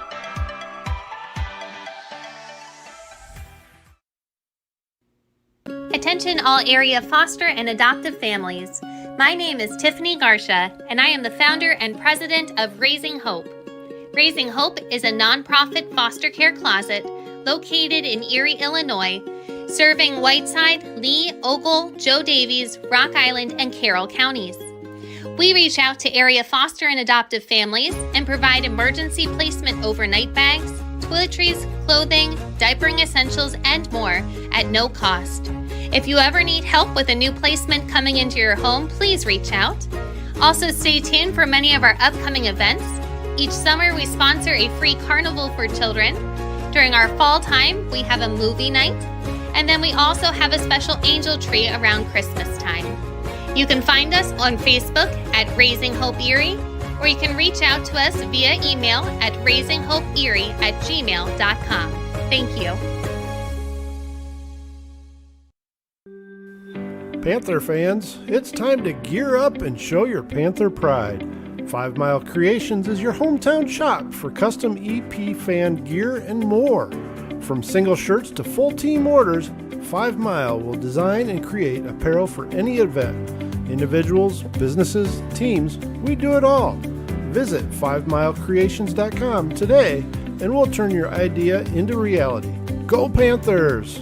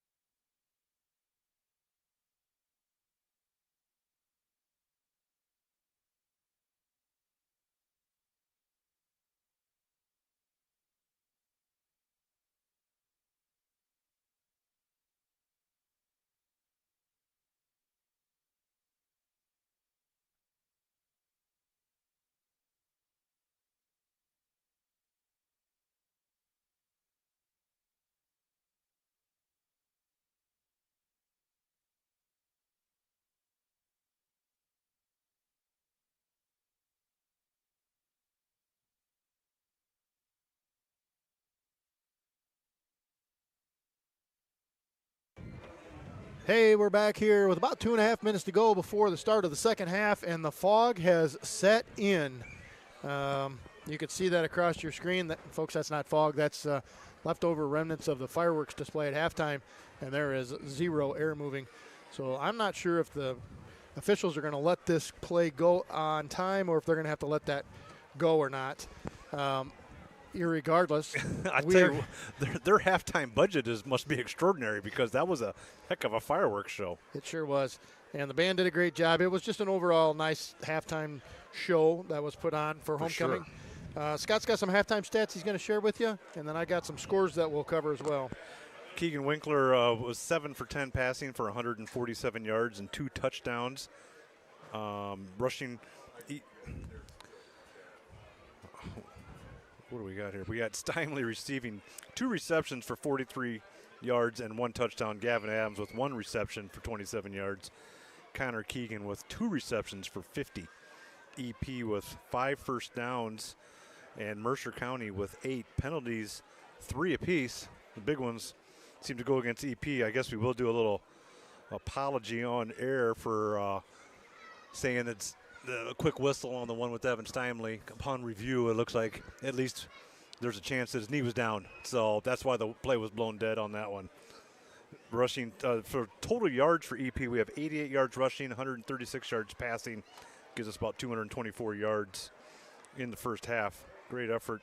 Defensively, holding Mercer County to 48 yards rushing and 67 yards passing. So they're just over 100 yards. Looks like they are going to play on, even with the fog setting in, kind of reminiscent of the Eagles playoff game against the Bears years back. EP is going to be set to return, going left to right across the field for you on the radio dial. Got about 20 seconds left as they're running the clock off. And we'll have Gavin Adams and Max Milam deep to return. Along with, looks like Braden Frank over here on the near side. I'm not sure if he was back here before. And then I think Noah Wetzel on the other side. All right, some quick scores, halftime scores for you. Riverdale over Orion, 28-14. Again, we play Riverdale next week. Hall over Kewanee, 24-0. Haven't seen a score for Monmouth, Roseville, and Princeton. That's a big game tonight. Rock Ridge over Newman, 7-6. And in a game of winless teams, Sherrard 7-0 over Mendota. All right, going to get set to kick off are the Mercer County Golden Eagles. And a line drive kick right down the middle of the field. That's going to get picked up by Gavin Adams at about the 14-yard line, straight up the middle of the field, and avoids a couple of tackles, and he bounces it outside. He's got a big return up past midfield, still on his feet. Got a man to beat, and I think he's going to outrun them all. He stays on his feet inside the 10, inside the 5, and into the end zone. Kickoff return for a touchdown, Gavin Adams. That's great. That's the guy we want them to kick the ball to, and they did. Great blocking up front. Braden Frank had a nice block. Max Milam had one as well. And Gavin Adams showed that not only is he strong, he's fast, as he was able to go all the way down the field for a touchdown. What a great start to the second half. 86 yards goes Gavin Adams to start the second half, and that kid is just really hard to bring down.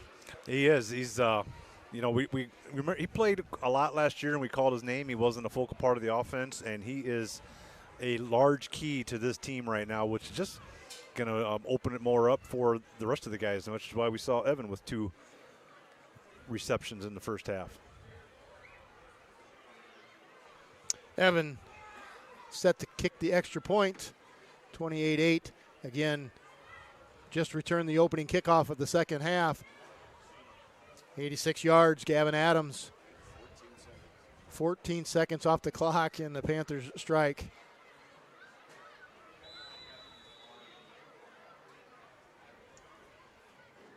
And there's the snap. It's a good one. Max has got it down. The kick is up, and it's good. And your Panthers piling on now. 29-8 is your score. Yeah, and that's a way to start the half. It certainly is. It was, we were a little down in the dumpster at the end of the first half, and we got all that momentum right back. Kind of feels like where we should have them at more than arm's length, 29-8. Let's get a good kick here and get another stop and just keep piling it on. And then make the long drive back to the north, get back home, get ready for homecoming week. Wow, I'm not sure that could. Well, in fact, I know that couldn't have started any better, right? I don't think there's a scenario possible that could have outdone what just happened right there. Well, all right, Josh, just threw it out there. We could have converted a 2 point. They could have done a couple more fireworks for us. Maybe they got a bunch left over, and we're going to see those after the game. The fog has lifted just a little bit. At least it's risen some. Gavin's field vision has just thoroughly impressed me. His ability to, as Dan's given us some quarter moon shots tonight. Yeah. Dan is loving this camera that he's getting to play with tonight. That's a waning crescent, correct? Okay. All right, 29-8 is your score. 11:46 to go here in the third quarter. Panthers having some fun at this point. Pearson set the kick off, and it's going to be a little kick, and that's going to go out of bounds. That one was off the side of the foot. Yeah, that's in golf that would be called a shank. How's that feel, Josh? Feels like standing on the 8th tee at Erie, and next thing you know, you're yelling 4 over to the 4th green. Happens. Josh might have had a struggle with those a little bit this year, and so we're just giving him a little bit of fun. That's what guys do. It's our love language. So the Golden Eagles, that's what they're called. The Golden Eagles are going to take that penalty and going to have the football with their first possession at the 35-yard line. And your first look at the Panther defense here in this second half. They're going to hand the ball off, go off left guard. And good pursuit down the end of the line. Let's see who that was. It's like Nosker, 51. Yep, 51, Nosker, and Tristan Hovey was in there as well. Short gain. They kind of a power formation. Mercer County's done a lot of, they always keep the tight ends in. I don't know, a little extra pass protection. It kind of makes our defensive line spread out a little further is one thing it does. And bring up 2nd and 8. Fog starting to lift just a bit. Wide side of the field to the right. Quarterback's going to keep this himself. He's got a lead block there, and Caleb Reamer hanging on and getting drugged. Pretty impressive by the quarterback there to drag Caleb for a couple of yards. Yeah, he's a real athlete. He shows great speed and quickness when he gets out there in space. Caleb was able to wrap him up. Keegan Winkler was in there as well. 3rd and 4, kind of gettable down distance here for Mercer County. They've been willing to throw the ball more than we thought coming out here, and let's see what they do. I know the one play that we've been stopping well is the little handoff right up the middle. 3rd down and short for the Golden Eagles. Going to pitch it out here to left side. Oh, met really nicely. I believe that's Tristan. He read that and plugged that hole really well. He really did. 4th and short. Be interesting to see what Mercer does with the ball right here midfield. EP thinks they're going to punt. Looks like Mercer County's bringing their punting team out. Graydon coming in. Keegan going off the field. Connor Keegan back at his 29-yard line. That one punt that they had earlier, it was a slow snap back, and he wasn't real quick to get it off. We'd see if we can get a little pressure on him, maybe get a block. Good snap. There's a good kick. And it's not going to get fielded. It's just going to die about where it landed, and it's going to go out of bounds at the 26-yard line of the Panthers. And the Panthers will have their first possession of the second half. Yep, great start. Return it for a touchdown, get a 3 and out, get the ball back. Let's see if we can start matriculating down the field as the old Kansas City Chiefs did back in the 70s on their way to a championship. Remember those NFL film highlights? Loved those things. All right, 1st and 10 for your Panthers. Ball placed on the right hash mark. 3 receivers split out left. Evan looking a little confused on where he needs to be, and I think he's going to land on the fact he needs to be in the left slot, and there he is. Tristan in the backfield with Keegan. Keegan's going to keep it himself, look for an opening, and he's going to move ahead for a couple. Yeah, there wasn't much there. That looked almost like a little busted play. I don't know if Evan was a little decoy there, what they were trying to get out of that, but I don't know. They end up with 4 yards out of it. Keegan was trying to just break it off against that and counter it back to the near side of the field. Actually, a pretty generous spot. Looks like close to 5 yards. Yeah. Officially, we'll give him a gain of 4 on that, all the way to the 30-yard line. Like you said, Scott, very generous, I thought. They must have heard the complaints before the end of the half. 9 minutes to go here in the third quarter. Gavin and Connor down here to the far right. Graydon up, your lone receiver to left. Connor in motion. They're going to pitch it to him. They're going to try to get him around this left end, and he's got room, and he's in open space. He's up to midfield, still on his feet, and he's going to get brought down inside Golden Eagle territory down to the 45-yard line. That's a big play. Yeah, that was set up by Tristan Hovey. Made a great block out there on the outside. And another penalty on the field, and likely that one's going to go against the Panthers. Yeah, usually it's a block in the back as I'm going to call hold. Will be a spot foul. I think it was on Graydon. It does look like he was grabbing the jersey and taking his man to the field, and so that'll back him up. Still will be enough for a first down. Big steps by the official there, and going to back him up to the 39-yard line.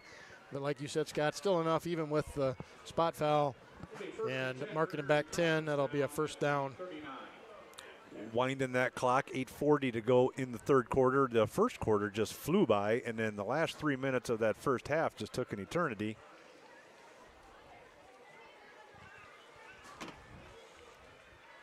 All right, 1st and 10 for your Panthers. Keegan in shotgun formation. 2 men in the slot, 1 on each side. Man in motion is Connor. And I think the play clock ran to 0, and we're going to get a delay of game. And I'm not so sure that we've seen that yet this year. No, that might be our first one. Pretty hard to argue that because there's a big clock on either side. Very unfortunate. You need to be able to get those plays off a little quicker. You get 25 seconds from the ready to play signal from the official. 1st and 15, ball back to the 34-yard line of the Panthers, and an inexcusable penalty there. It'll be our 5th penalty. We had 3 at half, and we had 2 in the last 2 plays. Gavin, the lone receiver down here to the right, 3 receivers to the left. Keegan's going to keep it himself, and met at the line of scrimmage. I think that ball might have been on the ground. Well, the crowd kind of acted like it was, but Keegan must have jumped on it because no signal from anybody else. That was definitely a direct snap. Going to try and get something up the middle. Not much going up the middle. We've been more on the edges and downfield with the passing game in this half. Going to give him a gain of 3 on that. 2nd and 12 upcoming for your Panthers. 7:52 to go in the third quarter. Ball inside Panther territory still. Going to shift and have 3 receivers to the right this time. Gavin split far to the right. Graydon, the lone receiver to the right. Keegan's got a little bit of an opening now, and he's going to try to get this thing all the way to the outside, and he breaks free. He's up past the first down marker inside Golden Eagle territory, and he's got enough for the first down. Yeah. A little slow to get up. Yeah, he does pop up there. He was kind of tried to be arm tackled as he got through the line of scrimmage. Once he broke through that with the great strength that he has, thanks to all of his weight room work, he was able to get down the field. And then Gavin Adams with a nice downfield block did a great job of holding that to really spring him for that long gain. Reminder, at the end of this game, we'll be picking the Scots MVP of the game. We've got some players to choose from tonight. That's nice. Yes, it is smoke, not fog, here across the field, and it is just hanging. Connor Keegan in motion, and they're going to pitch it to him, and he's got a nice kick-out block by Tristan Hovey. He's in open space and up past the first down marker down to the 35-yard line. Another nice play by the Panthers. Yeah, Tristan did a great job of just running his feet. They're not going to call anything on you if the guy turns his back to you. Connor is able to turn up inside of that. Got great yardage. Going to get the passing yards out of that. Yes. I don't know if, I don't agree with it only because it wasn't a stat when I was in school. First down for the Panthers. Ball down to the 36-yard line. Panthers already up 29-8 and driving. Gavin and Evan out here wide right. Got a man in the slot to the right as well. Going to hand the ball off inside to Tristan. Going to have a 2 or 3 yard gain there. Yeah, we had the 2 guys wide right split out, and they still have safety help in the middle of the field, which really leaves the middle of the field wide open, which is why we tried to attack that there. Tristan just had to break through that little arm tackle, and he would have had a big gain up the middle. They're kind of more respecting our pass right now with safety help on both sides of the field, so you're probably going to see a little bit of Tristan and Keegan running the ball up the middle if they're going to continue to play defense this way. Officially a gain of 2 there. 2nd and 8, ball at the 34-yard line. Clock under 6 minutes to go here in the third quarter. Going to hand it off to Tristan again, and he's got some room off the left side. He's going to be up near the first down marker and passed it down to the 20-yard line. Nice job blocking on the left side of the line there. Yeah, we got Mason Minson out there, Jorday Crow, Brecken Sandrock at center. Tristan kind of had a little option run there. Thought he could run it to the outside, but he just wanted to put his head down and go up the middle for the first down. 5.5 to go in the third quarter. And 1st and 10 for the Panthers. Got an update on the Newman Rock Ridge score. Rock Ridge up 20-6. Starting to take control of that game. 1st and 10 Panthers. 5:17 to go. Going to hand it off to Tristan again. Going to go off the right side. Good blocking and in space up past the first down marker down to the 5-yard line. It'll be 1st and goal Panthers. Yeah, Tristan ran like a fullback on that one. He went around to the right side this time. And then once he got through the line of scrimmage, he kept 2 hands on the ball and ran over the linebacker in the middle of the field. Moved those chains again. Under 5 to go in the third quarter, 29-8. 1st and goal from the 3 is where it's marked. I just got word from Rock River Community Radio that some of their personnel, I'll tell you right after this play, I got an announcement to make. All right, 1st and goal of the Panthers. Tristan in the backfield. Going to hand the ball off to him. Going to try to get him into pay dirt. And he is. Touchdown, Tristan Hovey. He was a workhorse on this drive. He really was. He showed speed and power on this drive. Drove it down there for a 3-yard gain. Just put his head down. Boy, just a great start to this second half for the Panthers. Go ahead. All right. Well, so here's the deal. I'm getting word from Rock River Community Radio. I didn't realize that this was a trial. But they're certain that Dan Eyrich is the man for the camera, and he's officially hired. So congratulations, Dan Eyrich. All right, the kick for the Panthers is up and good, and score 36-8 is now on the scoreboard. Yeah, Evan Steinway continues to really get those PATs right through the uprights. Our extra points have been great. You know, we did that with that first one when we tried to jump them off sides. We've really abandoned that. We're just doing the regular kicks, and they've all been paying off. That's something we kind of went away from, it seemed like. And it's nice to see Evan be consistent because those points add up. Getting word from Chris Brown. Thank you, Chris, for this. Monroe is up 22-0 on Princeton. So Princeton looking at their 3rd loss of the season. Certainly not something you expected coming in this year.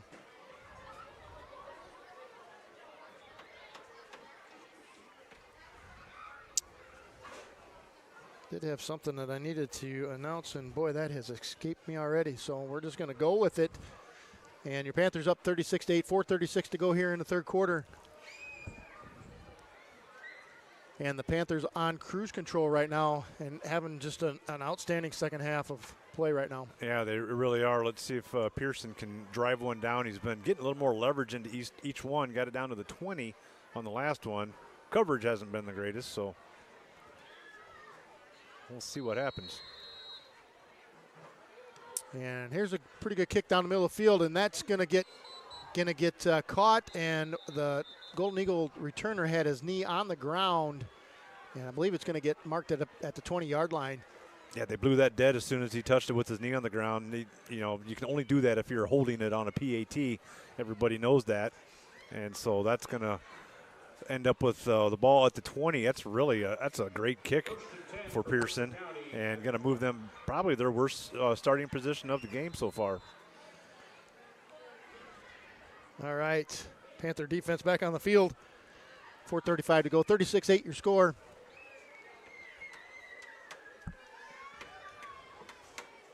Panthers have had a good first half, but have had just an excellent start to the second half.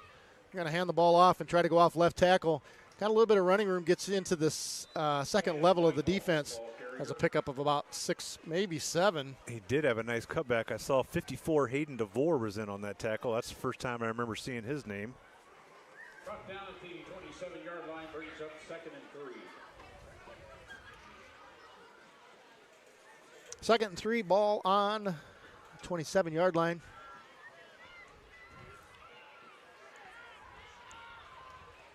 They're going to hand the ball off. Same play to the right side this time. Caleb Reamer doing everything he can to try to swim his way down the line there, able to get his paws on him. He really was. It looked like he was just trying to club him over the head. I'd hate to be on the receiving end of that. Might feel better than him landing on you, though. Going to bring up, they are going to give him a first down on that. Move the chains. 31. So it'll be a first down with 3:46 to go in the third quarter. Let's see if we got any other substitutions in there. I'm not sure we've had a calmer night of football. I don't know that there's a stitch of wind blowing. All right, quarterback's going to try to get out around this right end, and he does. Able to make the corner.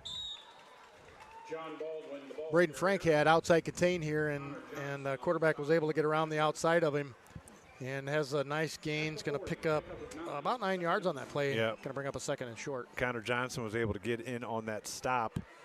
Yeah, this quarterback has tremendous speed when he gets out in the open.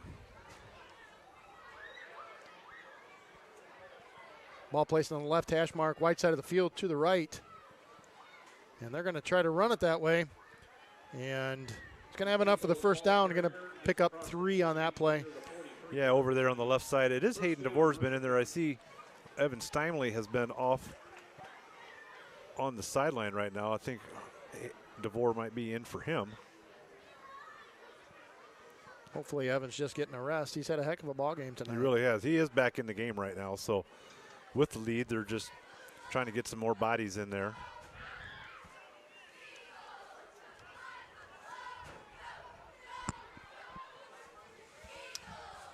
First down for Mercer County. Going to roll out left. Good pursuit. And the quarterback says, no, thank you. I'm just going to throw that thing out of bounds. He wanted nothing to do with Nosker barreling down on him. Hard to believe that's not grounding, but Nosker did a good job of not getting another penalty on that one. Incomplete pass. Quick moving third quarter, 2:30 to go. Guys like Nosker and Reamer getting a little bit of a taste of what it feels like to be an NFL lineman bearing down on a quarterback, not knowing what you can do and what you can't do. Yeah, for sure. What you can't do is hit them late. All right, 2nd and 10 for the Golden Eagles. 2.5 minutes to go in the third quarter, and we got a official timeout here. I think we might have an equipment problem. Oh, yeah, we got a guy that's got all kinds of looks like a mummy. Athletic tape. Yeah. I can't even believe he's going to continue on like that. But officially, that's not an equipment problem, so I think he can stay in the ball game. Nope, I think he's going to escort him off to the side. He said, you must go now. Now he's going to let him stay. Going to wind the clock. All right, 2nd and 10 under center. They're going to hand the ball off to that guy. On a little end around. Boy, that butchered that one. He's going to pick up about 4 on that play. Yeah, that guy was 24, Tannen Whitehall, and he was met by Derek Nosker. Folks, that just goes to show anybody can do this job. Come one, come all. For sure. Looks like it's going to be about 3rd and 6 with 2 minutes to go in the third quarter. EP up 36-8. Now I got a receiver split wide right for the Golden Eagles. Going to look to pass, and Evan Steinway barreling down on him, and he's just thrown that ball up. Graydon Church going to have himself an interception, and they're going to have a big return. And still on his feet inside the 20-yard line, and the Panthers have their 2nd pick of the night. Yeah, Creighton did a great job of reading that. Got both hands on it and returned that, and I saw Max Milo make a really nice block out there to spring that for him. What do you say when you get an interception? It was Yo Oski. I know. All I've ever told is that just means block for me. I don't know that I've ever heard that before, Scott. Oh, my goodness. All right. I don't even know where to go with that other than the Panthers are going to take over 1st and 10, ball on the 20-yard line. Minute 41 to go in the third quarter. Panthers up 36-8. Where did you get that? You don't remember all those years you were playing quarterback and you'd throw it the other way and then the whole defense yelled Oski? I don't remember ever throwing an interception, Scott. So, no, I don't recall that. All right, Panthers in shotgun formation. Evan in motion. They're going to hand the ball off to Tristan. Tristan's having a heck of a night. Going to be down inside the 15-yard line. And nice pickup on first down. Yeah, he's trying to get his name on that Scott's Player of the Week. A little misdirection there. Tristan is the workhorse of this first half, that's for sure. Well, we should write down who our winners have been. Do a little recap of it, do you? Yeah, week 1 winner was Connor Keegan. And weeks 2 and 3, we gave that award to Gavin Adams. And last week, with a great defensive effort, was Derek Nosker. Again, last week, 15 tackles, 4 solos, and a sack for Derek. This was all over the place. And even Coach Whitebread coming off the field didn't think Derek had the game that he did until he went back on film and just realized that he was everywhere. All right, up under center, they're going to hand the ball off to Tristan. He gets upended. Short gain, maybe even a loss there. Yeah, that's a very odd formation for the Panthers. Under center and I formation. Max Milam went to the right, and Tristan Hovey got the ball to the left. I don't know if that was supposed to be misdirection or if we didn't get the lead block out of that. Oh, triple digits on people watching, listening, and watching. We had preliminary understanding that this game was going to be broadcast at Bushy's, maybe in Bushy's at all of the locations in Provincetown and Erie. And so, yeah, appreciate all you guys watching, and hopefully you're enjoying the broadcast. Certainly a good game to watch. And this isn't the Canadian Football League, and so you can't leave the way that we did. That's a false start for the Panthers. Everybody but the center. Going to bring stop the clock with 10 seconds to go in the third quarter. Move them back. Sometimes when you're getting chunks of yardage, you look forward to those penalties because you just get to get more yards on the next play. Okay, I wonder where you're going with that. Just give me a second to get it. I knew you were going to land the plane. I just didn't know how you're going to land it. Wheels down, or is it going to be wing first, or what? And that's going to bring the third quarter to an end. Your Panthers are up 36-8. I'm going to take just a minute to talk about just a really cool thing I got to do this week and to highlight something really cool that's going on with the program right now. On Wednesday nights, the guys have been meeting for a Bible study. And, Brecken Sandrock, Tristan Hovey have kind of been leading the way, and I know the other guys have been picking up. And I got an opportunity to go down and share with those guys on Wednesday night. And I just want to say kudos to that group of guys for doing what they're doing, diving into the Word. And it's been incredible. It was an incredible night to just watch them do that. And I want to say thank you to the people that have been picking up and feeding those guys on Wednesday nights. I know that's just out of the generosity of your hearts that you're doing that. And just kudos to everything that's going on. And the Lord's working in a great way on that. I just wanted to take a minute and recognize that, and just hope that continues.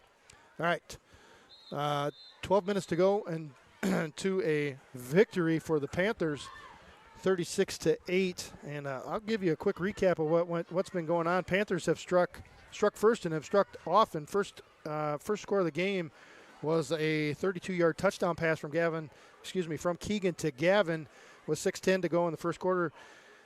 Able to get a 2-point conversion there. 8-0 was the score. Second quarter, we had a 30-yard pick six by Evan Steinway. That PAT by Evan was good. 3:47 to go in the second quarter. Merco got on the board with a 7-yard touchdown rush. And then I'll tell you the rest after this play. And we got a penalty on the field, and we got a false start from the back judge. Going to get called. Looks like probably the interior line jumped a little bit there. In the second half, we had a 30-yard touchdown pass to Evan. Made the score 22-8 with the PAT being good. And then out of the second half, that can't be all, 86-yard kickoff return by Gavin Adams. 29-8 was your score. I got to turn the page over because we've got so much scoring going on. With 4:36 to go in the third quarter, we had a 3-yard touchdown rush by Tristan, and that PAT was good. That brings our score 36-8. All right, shotgun formation, third and long. They're going to do a jet sweep to Tristan. He cuts it up early. Now he's going to bounce it outside. He's got a little bit of running room, but I think he's going to get brought down, and he is brought down short of the first down, but a big gain for Tristan on third down. Set up a 4th and short. Yeah, he bounced it to the outside there. Graydon Church was the lead blocker, and he did a good job of giving him a little bit of room. Tristan set that up by going inside and then bopping it to the outside. Gives us a workable 4th down with 3 yards to go early in this 4th quarter. There's a Mercer County guy down right now. Looks like he's got a cramp. First injury of the ball game, and like Scott said, hopefully it's just a cramp. Looks like they're stretching him out, well, at least with my eyes. Is that what it looks like through the binoculars? It is. That's Tannen Whitehall, the running back and the linebacker for Mercer County. He hops up. He's going to be. How about an interesting story for the week? Oh, I love interesting stories. All right. JFL 8th graders every year have a tradition to do a bear crawl, right? Each 8th grade player has to do 100 yards. They're challenged to do 100 yards. And Tristan Hovey, until just the other day, had the record. He did 500 yards of a bear crawl. Will Atkinson spent more than an hour bear crawling. And listen to this, folks. He bear crawled 1,600 yards as an 8th grader. And he had the blisters to show it. I don't know what kind of record it is, but it is an absolute, pardon the pun here, showing of will and determination for Will Atkinson. Yeah, that's an incredible record. Wonder if Tristan's going to try and come back and take him on again. All right, 4th and medium for the Panthers. Back to throw the football. Going to throw it. Oh, he's got a man open, Gavin Adams. And Gavin's in for another touchdown reception. Boy, great job by Keegan. Just scanned the field and then just delivered a quick strike right to Gavin, who gets the ball in his hands, able to turn around, go straight up the field for the touchdown. 42-8. We're 1 score away from a continuous clock. We are clicking on all cylinders, and this is what the coaching staff has been looking for from the Panthers. And it finally feels like we've hit our stride. Yeah, it really does. And, the season kind of set up like last year with the 2 tough games that we won to start and then the 2 tough playoff teams, but we're really moving the ball really well. I like the way we look right now. Evans' PAT is good. And getting back to that Will Atkinson story, so Coach Whitebread caught wind of that, and he shared that story and broke the news to Tristan and the others that Tristan's record had gone down, and then let everybody know that Will would be starting on the varsity team tonight and he'd be taking somebody's spot, obviously in jest. But congratulations to Will, and that's just a heck of a feat. So what do? They get in the goal line and go back and forth until? I wasn't there, but I assume that that's what was going on. So 16 times up and down the football field, folks. Yeah. That's just an incredible thing. That really is. That's a skill that most people don't know they have until they try. Get your name on a plaque. I don't know if there's such a thing as an unbreakable record, but that one might stand up it. Yeah, for sure. 11:30 to go in the game. EP up 43-8. A late substitution. Carson Irick going to come in and take the place of Tristan Hovey on the kickoff team. Carson, just a sophomore.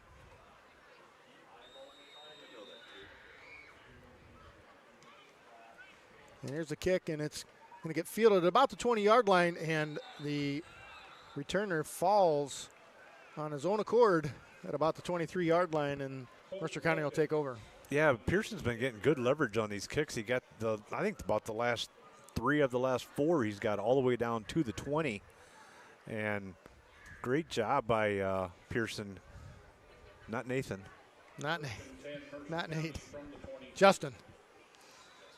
Boy, we did so good the first couple of weeks to make sure that we didn't call anybody's brother's names, and now it's just been a train wreck. Got Nosker calling by his brother a couple of times, and now Pearson. My apologies. All right, 1st and 10 for the Golden Eagles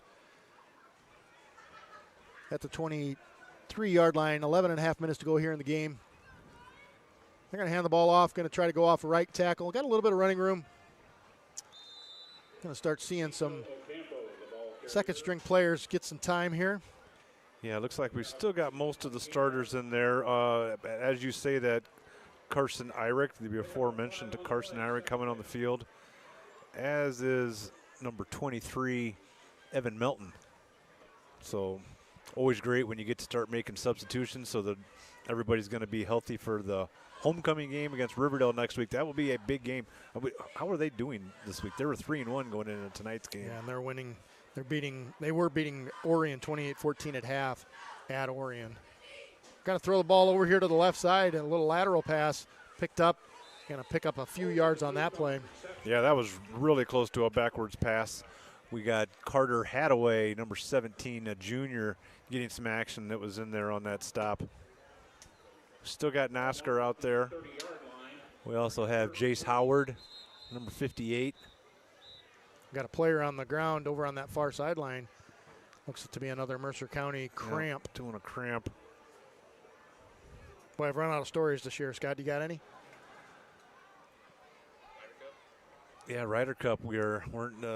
USA has dug themselves a little bit of a hole, and they're Don's come over here and surprising me. I don't really have any stories now. All right, I didn't mean to put you on the spot there. All right, I got nothing. Mercer County player is number 31, Ezekiel Ocampo, and he's able to get up under his own power. He'll have to come out for a play. And both teams will get back on the field. It's turned into a nice evening. Fairly warm today, but again, a reminder, at the end of this game, we'll be picking the Scott's MVP of the week. It'll be a trophyless presentation tonight, as we forgot the trophy in Erie. And usually Bill brings that over to me. All right, they're going to hand the ball off. They're going to go off a right guard. And met pretty quickly at the line of scrimmage. Connor Johnson in on that tackle, among others. Yeah, I think Hayden DeVore was in there as well. Nice stop by the Panthers. Max Milam is still in there. Johnson is still in there. Number 65, Jermaine Kochevar in on the stop as well. Fourth and short. 44 checking into the ball game is sophomore James Lopez. He's a mainstay on that undefeated fresh off team. 31, Aiden Pyron also in. Aiden's a junior. Fourth and short. Quarterback's going to keep it himself, and he's going to get around this right end and have enough for a first down. He's going to get out of bounds at about the 45-yard line, still inside Mercer County territory. Yeah, Carter Hadaway had to fight off being held on the outside there, and he was able to still escort the quarterback out of bounds. He's, like we said before, they still have their first string in. John Baldwin is their quarterback, and he has great speed. Well, they're probably just trying to still build some momentum for their second half of the season. First and 10, 9.5 to go. And we're not sharing that story. Still under center, and whistle blows. Play clock still has 3 seconds. Panthers are going to burn a timeout. Coach Whitebread didn't like what he saw defensively, and with the substitutions that he's got in, he's still in game mode, right? He still wants to make sure that we're progressing as a team, and you never know in the second half of the season where we might have a key injury and we've got a player that needs to be stepping in and performing at a high level. He wants to make sure that those things are being done at game speed here in this game. Yeah, that's for sure. And then, some of the kids that are in here are the JV kids that haven't got in during the game, and some of the other ones are the fresh soft kids that are coming off of a 4-0 start to the season. So they want to prove that they're potentially varsity players. 9:26 to go. 43-8. Burned one of our timeouts. We still have 2 left. Mercer County has all 3 of theirs. So homecoming festivities through the course of the week. Standard parade activities. Thursday night will be the Provincetown Parade. Friday afternoon will be the Erie Parade. Come out and support those. Going to hand the ball off to the right side. I got a flag coming in. Likely a hold. I think that's going to be on big number 65 of the Golden Eagles. Yeah, it looked like Carson Arick was the first one to get his hand in there to slow down the runner. And just like old school on the basketball floor, 65 raised his hand like, yep, that one's on me. My bad, guys.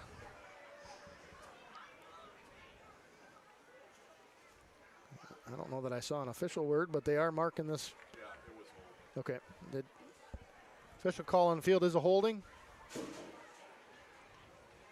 And still waiting for. Well, he's trying to get lined up where the hold was from. He's going to mark off the 10 yards from there. That happened at the 49. Should back him up to the 39-yard line. Looks like the official's got a little hitch in his get-along. Somebody puts the ball in play at the 40-yard line. It'll be 1st and 15. So I mentioned homecoming next week. That'll be against Riverdale. And then to round out the season, we've got an away game against Orion in Week 7. We'll be home against Mendota in Week 8. And then we'll travel to Princeton in Week 9. Going to have a run off this right side and gets swallowed up there. 34 with the initial hit, Carson Hyrick.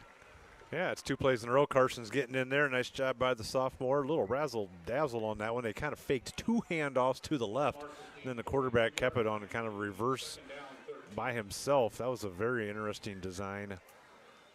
Going to result in about a loss. Bring up 2nd and 14, maybe 13. 8:37 to go in the game. EP is comfortably ahead 43-8. Getting an update from the Newman Rock Ridge game. Rock Ridge up 26-6 with 1:11 left to go in that game. Quarterback going to roll out left, looking to throw the football.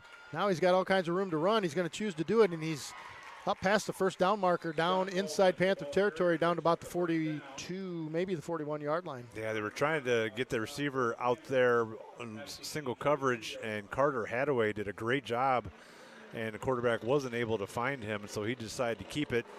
Great athlete himself, and he was able to run for that first down.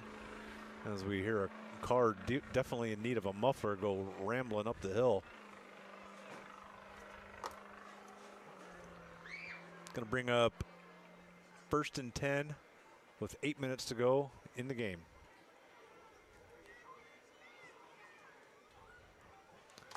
There's a play up the middle. And going to have a gain of maybe 4. Yeah, it looked like Nathan Hinton was in on that stop. Wholesale substitutions. Let's see who else we got in there. We said Carson. We said Jace Howard. Going to bring up 2nd and about 6 or 7 yards. Can't decide.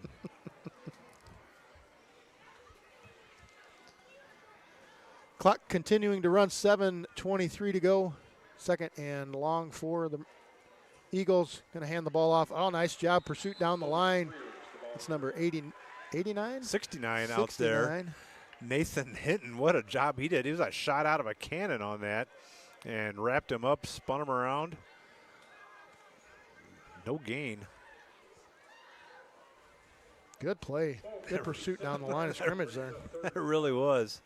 Senior defensive lineman, 6'2", 175 pounds. Getting to get some names in here that we don't normally get to call. 6:44 to go in the game. 3rd and 5.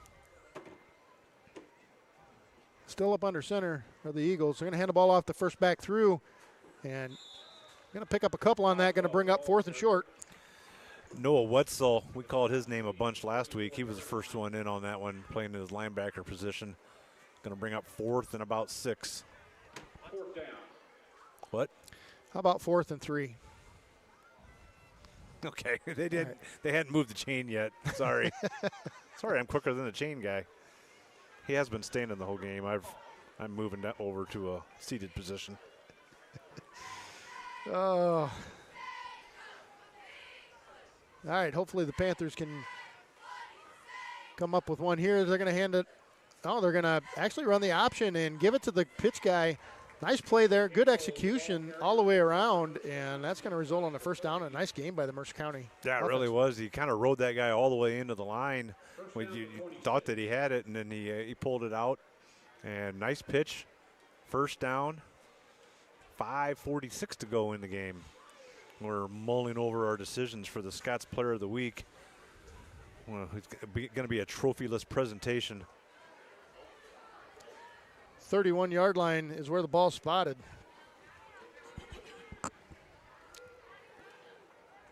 First time the Panthers have put up 40-plus points this season. And a ball off to number 1. He's got a nice opening and brought down after a pickup of about 8. Number 1, the ball carrier, Logan Schweiers. Yeah, you had someone tell you the pronunciation before the game, and then I'm just really bad at saying people's names, so I was like, I had no chance. Going to give him a gain of 8, second and a long 2.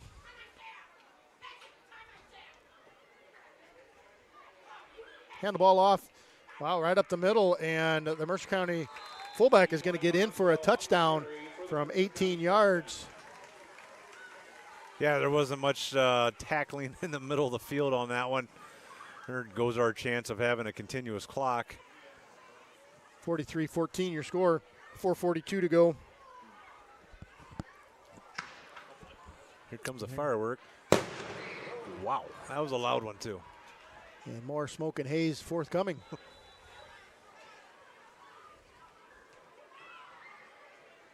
Brings you back to the days where Carl, what was Carl's last name? He's not with us any longer. He died in the COVID days, but brought the cannon down and shot the cannon off. Yes.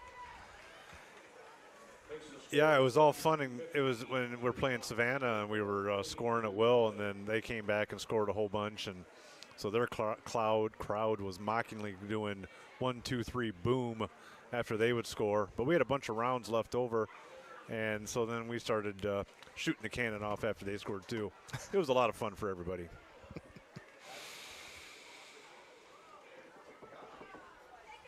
.442 to go in the game. EP is up 43-15.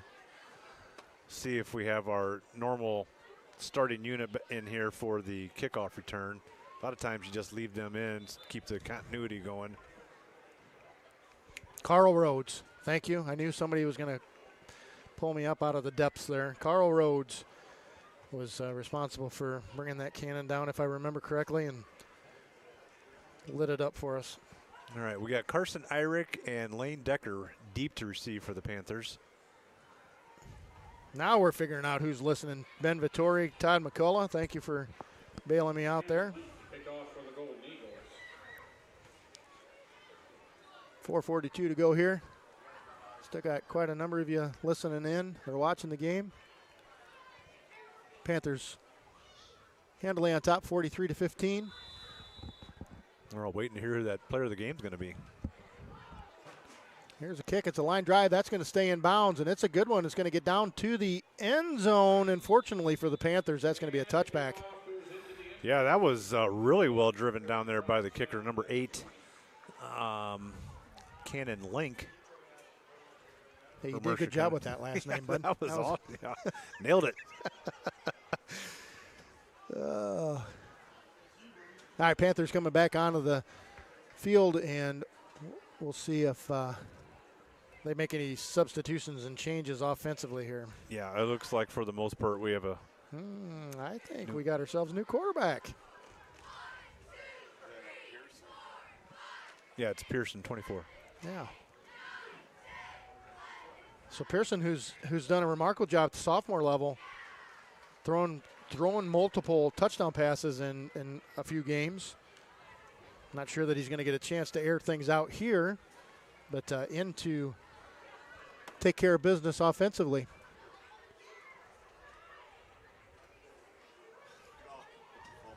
And not the debut he was looking for there. No, fumble that exchange from the center, but he was able to hop on it. We got James Lopez, number 44, in the backfield, along with 33 Noah Wetzel. 4.5 to go in the game. EP up 43-15. And connecting the dots a little bit here, Todd's telling me that Will Atkinson's uncles are the Dietz boys from Prophetstown. Oh, some great wrestlers. A couple of undefeated state champions in that family. I do not know what you speak of. Yeah. All right, second, and that was a loss of 2 on the play, so 2nd and 12. And here's a handoff right up the middle. Going to have a nice gain there on second down, pick up about 6 on that play. Yeah, that was 33 Noah Wetzel. James Lopez giving him a nice lead block. Good gain for him. Looks like about 4 yards. Going to bring up third and 6. 3.5 minutes to go. 17 Carter Hadaway checking in the game and giving the play. Scott, whose turn is it to give the MVP of the week? I think it's mine. All right.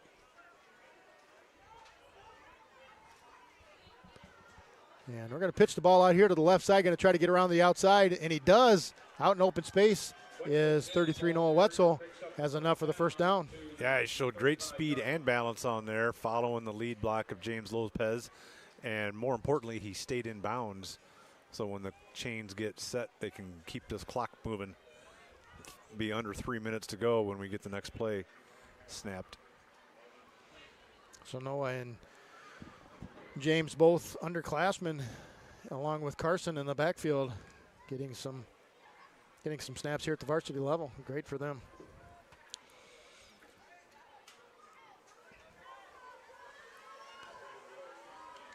There's a handoff right up the middle to James Lopez. Short gain there. Actually, no gain at all. That'll bring up second down. Yeah, getting his first action as the ball carrier on the varsity. Well, should we get rid of the suspense? Well, it's your party tonight. You get to call it. You want to do it now? Yeah, we'll do it now. All right. You know, there was a lot of candidates there. Keegan Winkler really threw the ball well. Tristan Hovey had a great second half, but we really feel like the tone was set by Evan Steinway with the touchdown reception and the pick 6, and then just some other just really nice defense all around. And he is going to be the Week 5 Scott's Player of the Week. And not only that, he was perfect with his leg tonight with extra points. Yeah, that was really nice to see because that hadn't been a part of our offense the last couple weeks. And as we saw in the playoffs last year, we kind of needed those points. So, yeah, just Evan clicking on all cylinders and is a very deserving winner of this prestigious award. He's going to get all of the accolades and great feelings that come along with it without actually getting the trophy itself because it's somewhere back in Erie. We'll be sure to get that too, Evan. Congratulations, Evan. Your Week 5 Scott's MVP of the week. That was a great run by Noah Wetzel. Just ran over somebody. And we got a bounce out to the left side here, and another flag on the field. And that's 24 Pearson on the carry. And I think we're going to get called for a hold here. Yeah, that was kind of a busted play, and Pearson showed that he has really good speed getting there to the outside. You can see how he's led the fresh off to the record that they have. Didn't see who the call was down the field. Officials are playing to the whistle as well, not letting us get away with anything. Just trying to run the clock out here, guys. I didn't see anything from where on the replay here where the site judge might have had his field of vision. Well, as we've seen twice this year, we had that punt that had the block in the back at P-Town in Week 1, and we thought it was a bad call. And upon review, the official actually did make the correct call. As difficult as it is to say that. Yeah, you said it. All right, so 3rd and 11, minute and 12. I concur. And going up under center is Pearson. Hands the ball off to Wetzel. Going to have a nice gain up to the 40-yard line. He'll pick up six on that play. Excuse me. Yeah, he was met at the line of scrimmage, but he was able to kind of turn his back and keep the momentum going and drive his legs even while running backwards, and got a nice gain out of that. I really like how these kids are still just fighting hard. We're not just trying to run out the clock. They're trying to get everything they can on these plays. And looks like we'll probably have just one more play. Might even get to see the victory formation. And it's 4th down. Dan able to get a shot of Evan over there on the sideline with his helmet off. So it will turn the ball over on downs after this play, barring a first down. And penalty, and actually before the penalty, the Panthers are going to call timeout. Oh, they could have just taking the penalty and keep the thing moving. But it will give me a chance to give you some updated stats. Tristan Hovey finished the game with 14 carries and 114 yards and was definitely in the running for the player of the game. Keegan Winkler got most of these yards in the first half, 8 of 11 for 161 yards and 3 touchdown passes. He was certainly a candidate and will likely, hopefully, be an award winner later on the season. Adams with 2 receptions and 2 touchdowns. Steinway with the 2 receptions, 43 yards and a touchdown. And Connor Keegan with 2 catches for 50 yards. 40 of those were on the final heave of the first half. We had a couple of forced turnovers today. Caleb Reamer had a fumble recovery. We had Evans pick 6. It seems to me like there was one other turnover. Was there another interception? Did Graydon Church have an interception as well? Yes. Well, yeah. Graydon. Yep. Of course, we also had a Gavin Adams interception that was called back because of a penalty as well. So really good night defensively. All right, James Lopez on the carry.